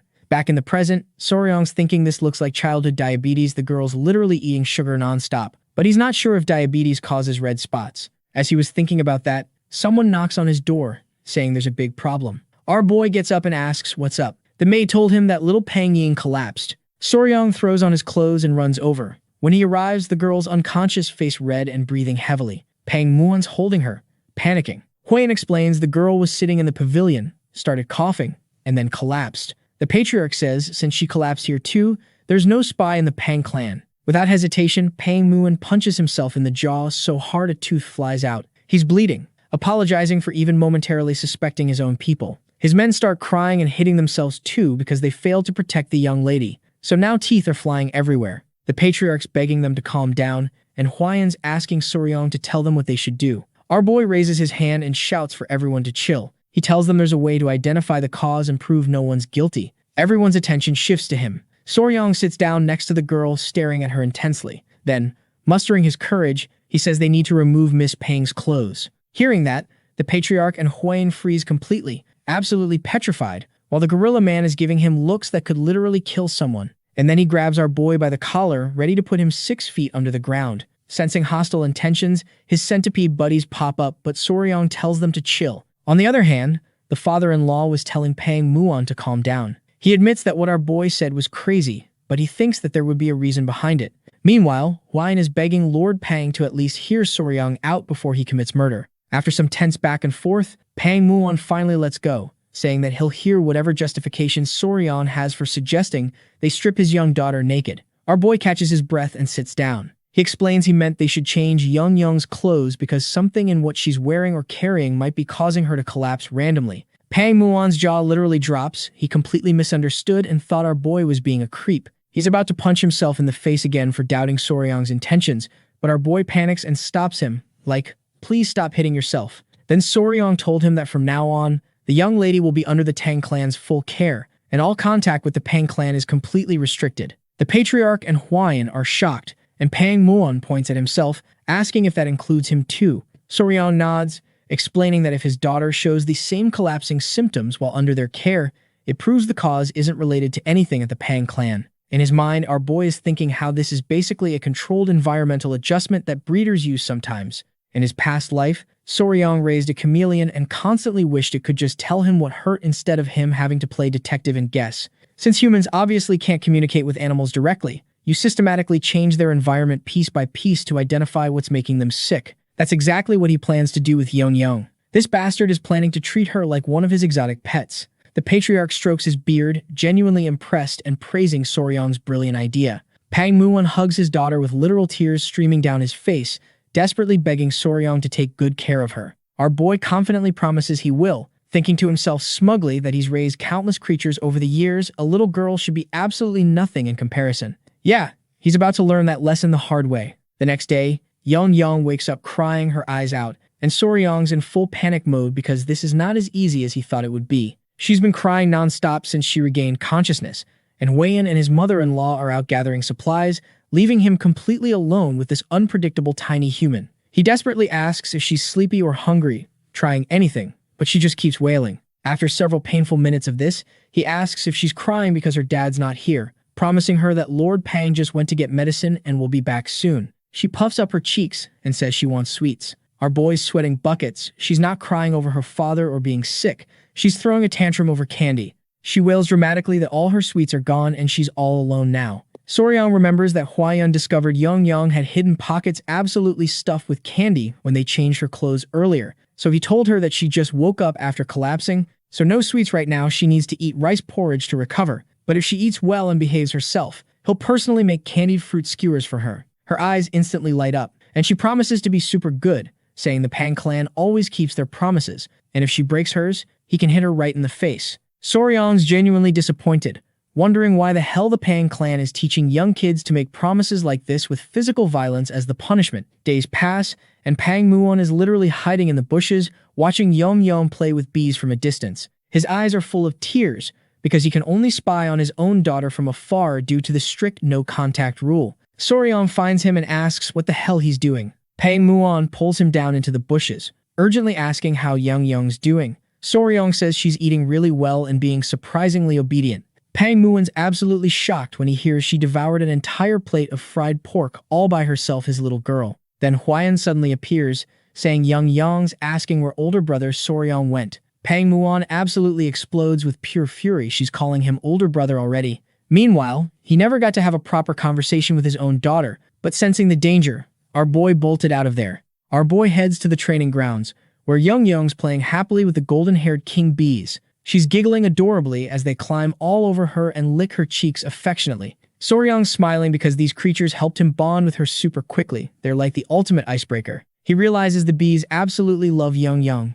Because she spilled sugar syrup all over herself earlier, they might literally be mistaking her for food just then. The queen bee emerges from the hive, and Young points excitedly at her. Soryong tells her not to bother the queen since she's busy running the whole operation. He's thinking to himself that taking care of kids actually isn't so bad. It's kind of like having a younger sister. Then Yang says there's another bee approaching, and Soryong casually warns her to be careful since some of them sting, and in the next second, she is suddenly screaming she's been stung. Our boy absolutely panics and runs over, checking the small sting mark on her arm. Then his eyes go completely wide with realization as Young starts gasping heavily, her entire face turning bright red. She says she feels really cold and then collapses. Soryong catches her before she hits the ground and it finally clicks. This is anaphylactic shock. It's a severe allergic reaction triggered by an overreaction from the immune system, when your immune system decides to absolutely lose its mind. Like, normally when something sketchy enters your body, it releases histamine to fight off the bad guys. But sometimes your body's immune system overreacts, and if you're unlucky enough, you could literally die from it. Back to the present, and Soryong is sprinting towards the mansion with Young passed out on his back. He finally makes it and starts screaming his lungs out for the clan head, yelling about how Young has fainted again. Everyone comes running out looking worried as hell, asking what happened. Meanwhile, the gorilla dude is absolutely freaking out, and without wasting a single second, he starts transferring his internal energy to her. Seeing this, our boy finally relaxes a bit, thinking how normally you'd need advanced medicine or some hardcore steroids to treat anaphylaxis, but thank God the cultivation energy actually worked. Chiolson examines Young and says her symptoms are exactly the same as all the previous times. This catches Pang's attention, and he asks our boy what the hell happened since he was right next to her. Soryong tells him she got stung by a bee. Both the dads are shocked, but then Chiolson's like, yeah, that could be possible, but we still can't figure out what's really causing her to pass out like this. That's when our boy drops the bomb. He's figured out what's been causing it all along. He says he was able to identify the cause because she got stung. Pang's standing there looking confused as hell, so he tells our boy to just spit it out already. Soryong goes, well, to tell you, we need to take her clothes off. And naturally, he gets bonked for that one. Cut to some time later, and Huang and her mother-in-law walk out of the room, confirming that what our boy said was actually true. Young does have spots all over her body, plus there are some old and new wounds too. Things get awkward for a second before Pang apologizes to our boy, then asks him, now that we got that cleared up, can you tell us what's causing my daughter to lose consciousness? Soryong's like, it's bee venom. But Pang immediately shuts that down, saying that's impossible because there are literally no bees in his residence. Our boy agrees, saying, yep, you're right, it's not a bee sting, because anyone would be able to tell that at first glance. At the same time, he's thinking how Young's symptoms are clearly anaphylaxis. In the next second, our boy's brain is literally on fire. He's going full detective mode, trying to figure out what poisonous creatures aren't bees but have bee venom, something with melittin or peptides that triggers swelling and makes you stop breathing. He closes his eyes and starts imagining the forests of Hebei province in China with its temperate climate, and a whole lineup of poisonous bastards starts appearing in his mind like he's browsing a deadly creature catalog on Amazon. The white-lipped pit viper, the Chinese cobra, the Chinese scorpion, the Chinese red ant, and the red-chested ant. Soryong touches his chin and immediately crosses out the snakes and scorpions from his mental list. Meanwhile, Pang, Muon, and the Patriarch are just standing there staring at him with their eyes wide open, wondering what the hell this guy is doing right now because he looks like he's having a full-on conversation with the voices in his head. Then our boy starts imagining little Young stuffing her face with sweets. He needs to figure out where she'd constantly get bitten by this mystery creature, something tied to her daily routine. Then it hits him. This girl is absolutely obsessed with candy, like clinically addicted. His eyes go wide as he remembers that Young had a secret stash pocket in her clothes just to hide sweets from everyone. He can't help but smile because he's cracked the damn code. He stands up with absolute confidence, saying he's 100% sure it's bee venom and asking them to just trust him on this. Wei-Yin's staring at our boy with complete confusion written all over her face. Pang's getting pissed off again, pointing out for the second time that there are literally no bees anywhere in the Pang clan residence. Zero, none, zilch, nada. Soryong turns to them with this smug, confident-ass smile and drops some knowledge. Anyone from the Tang clan knows venom doesn't affect everyone the same way. For some people, even a microscopic amount could straight up send them to the afterlife, while others could tank 10 times that dose without breaking a sweat. Pang's jaw drops, and he starts sweating because he doesn't understand a single word coming out of Soryong's mouth right now. The man's speaking straight facts, but it sounds like alien language to him. The Patriarch reaches out and backs our boy up with a sincere look, saying Soryong's absolutely right since even with identical poison, the effects vary wildly from person to person. That's just basic toxicology 101. Soryong spreads his hands out like he's teaching a class, explaining that as they just witnessed firsthand, Young is extremely sensitive to bee venom, like dangerously so, on a whole different level. Wan's just listening silently while Pang and the patriarch nod along like students taking notes. Soryong's eyes are glowing with confidence now. He taps his head with his finger and says, "One thing's for damn sure. She's vulnerable as hell to bee venom. But since there are 0 bees in their house, that leaves only one logical possibility." Pang's watching our boy intensely and can't stop sweating buckets. Meanwhile, somewhere else in the manor, the queen bee's just chilling on the ground with this tender look, lying next to another bee, like they're having a romantic moment. These insects are literally having a better love life than most of us. Soryong reveals that the culprit is indeed a bee, but a very special type that nobody's thinking about. Several hours later, when night falls, Soryong is crouched on the ground next to some rocks, looking like Sherlock Holmes on a stakeout. Hwayan's holding up a fire lamp to light the area, and the patriarch's standing behind them watching. The patriarch is observing our boy with a confused expression, probably thinking this dude's lost it. Pang's eyes go wide with curiosity, and he asks if Soryong's actually sure this is the right spot. Soryong's eyes shine with pure confidence as he smiles and says he's absolutely certain this is the place. He asks Hwayan if she can shine the light a bit closer. Hwan's eyes widen with curiosity as she's holding the lamp, and she nods. Soryong drops a piece of candy on the ground like bait, straight up fishing for insects now, and not even a few seconds later, several tiny ants crawl out from between the stones and start going to town on that candy like it's an all-you-can-eat buffet. One of the ants starts attacking and eating another ant who's desperately calling for backup. Using some chopsticks like tweezers, Soryong carefully grabs the aggressive ant, and with a confident look reveals that this little bastard right here is the culprit they've been searching for all along. Pang Muon's and the patriarch's attention locks onto the ant. They're in complete shock because this insect is an ant, not a bee. What the hell is going on? Soryong tells them to look closer because this ant is actually a collateral relative of bees. Pang starts examining the ant super carefully. Having absolutely no clue what Soryong's talking about with this collateral relative nonsense, the man's probably thinking, do insects have family trees now? A few seconds later, the patriarch's eyes suddenly widen in shock. The tiny ant's pissed off now, and when they look closely, they notice it has this massive stinger on its ass, like disproportionately huge. They cannot believe an ant has such a huge stinger. That's not normal ant behavior at all. The patriarch finally gets what Soryong meant by collateral relatives. It's like the cousin nobody talks about at family gatherings. Pang's jaw is hanging open, staring at this ant with its freakishly large stinger. Soryong looks at them and reveals that this creature is the collateral relative of the bee that's been causing Young to collapse all this time, a legit stinger ant. Pang's staring at the ant and sweating bullets while the patriarch's still in shock, trying to process this information. This ant is the real culprit behind Young's condition, and it belongs to the order Hymenoptera, family Formicidae, better known as the Asian needle ant. Now you guys must be wondering what the hell ants have to do with stingers, but it's actually pretty simple. These bastards share ancestry with hornets, like they're literally cousins in the insect family tree. In fact, studies on the venom of stinger ants and bees have shown that people who suffered anaphylaxis from stinger ant venom also tended to react in the exact same way to bee venom. Soryong grabs the ant with the chopsticks, making it absolutely furious, and points at it with his finger, saying how he doesn't believe the ant was targeting Young specifically. Most likely they were after the common ants who were after the sweets Young was carrying, and since the bitten area looks like a mole, they had absolutely no way of knowing what had really stung her. And by the time Young regained consciousness a few days later, they just assumed it was a leftover spot from something insignificant, like a mosquito bite or whatever. Hwayan's eyes widen in surprise and his jaw drops. Now everything makes perfect sense, and nobody would have thought that Young had been collapsing. Then he turns to the patriarch and asks if he can make an antidote. The patriarch says that there is an antidote for bee venom, but in cases like Young's, where the body is highly sensitive to the toxin, the antidote often doesn't work effectively. But you know what'll work? I'll like the video to help Mamoru make more juicy content, and don't forget to activate that cheeky little bell so you never miss an upload.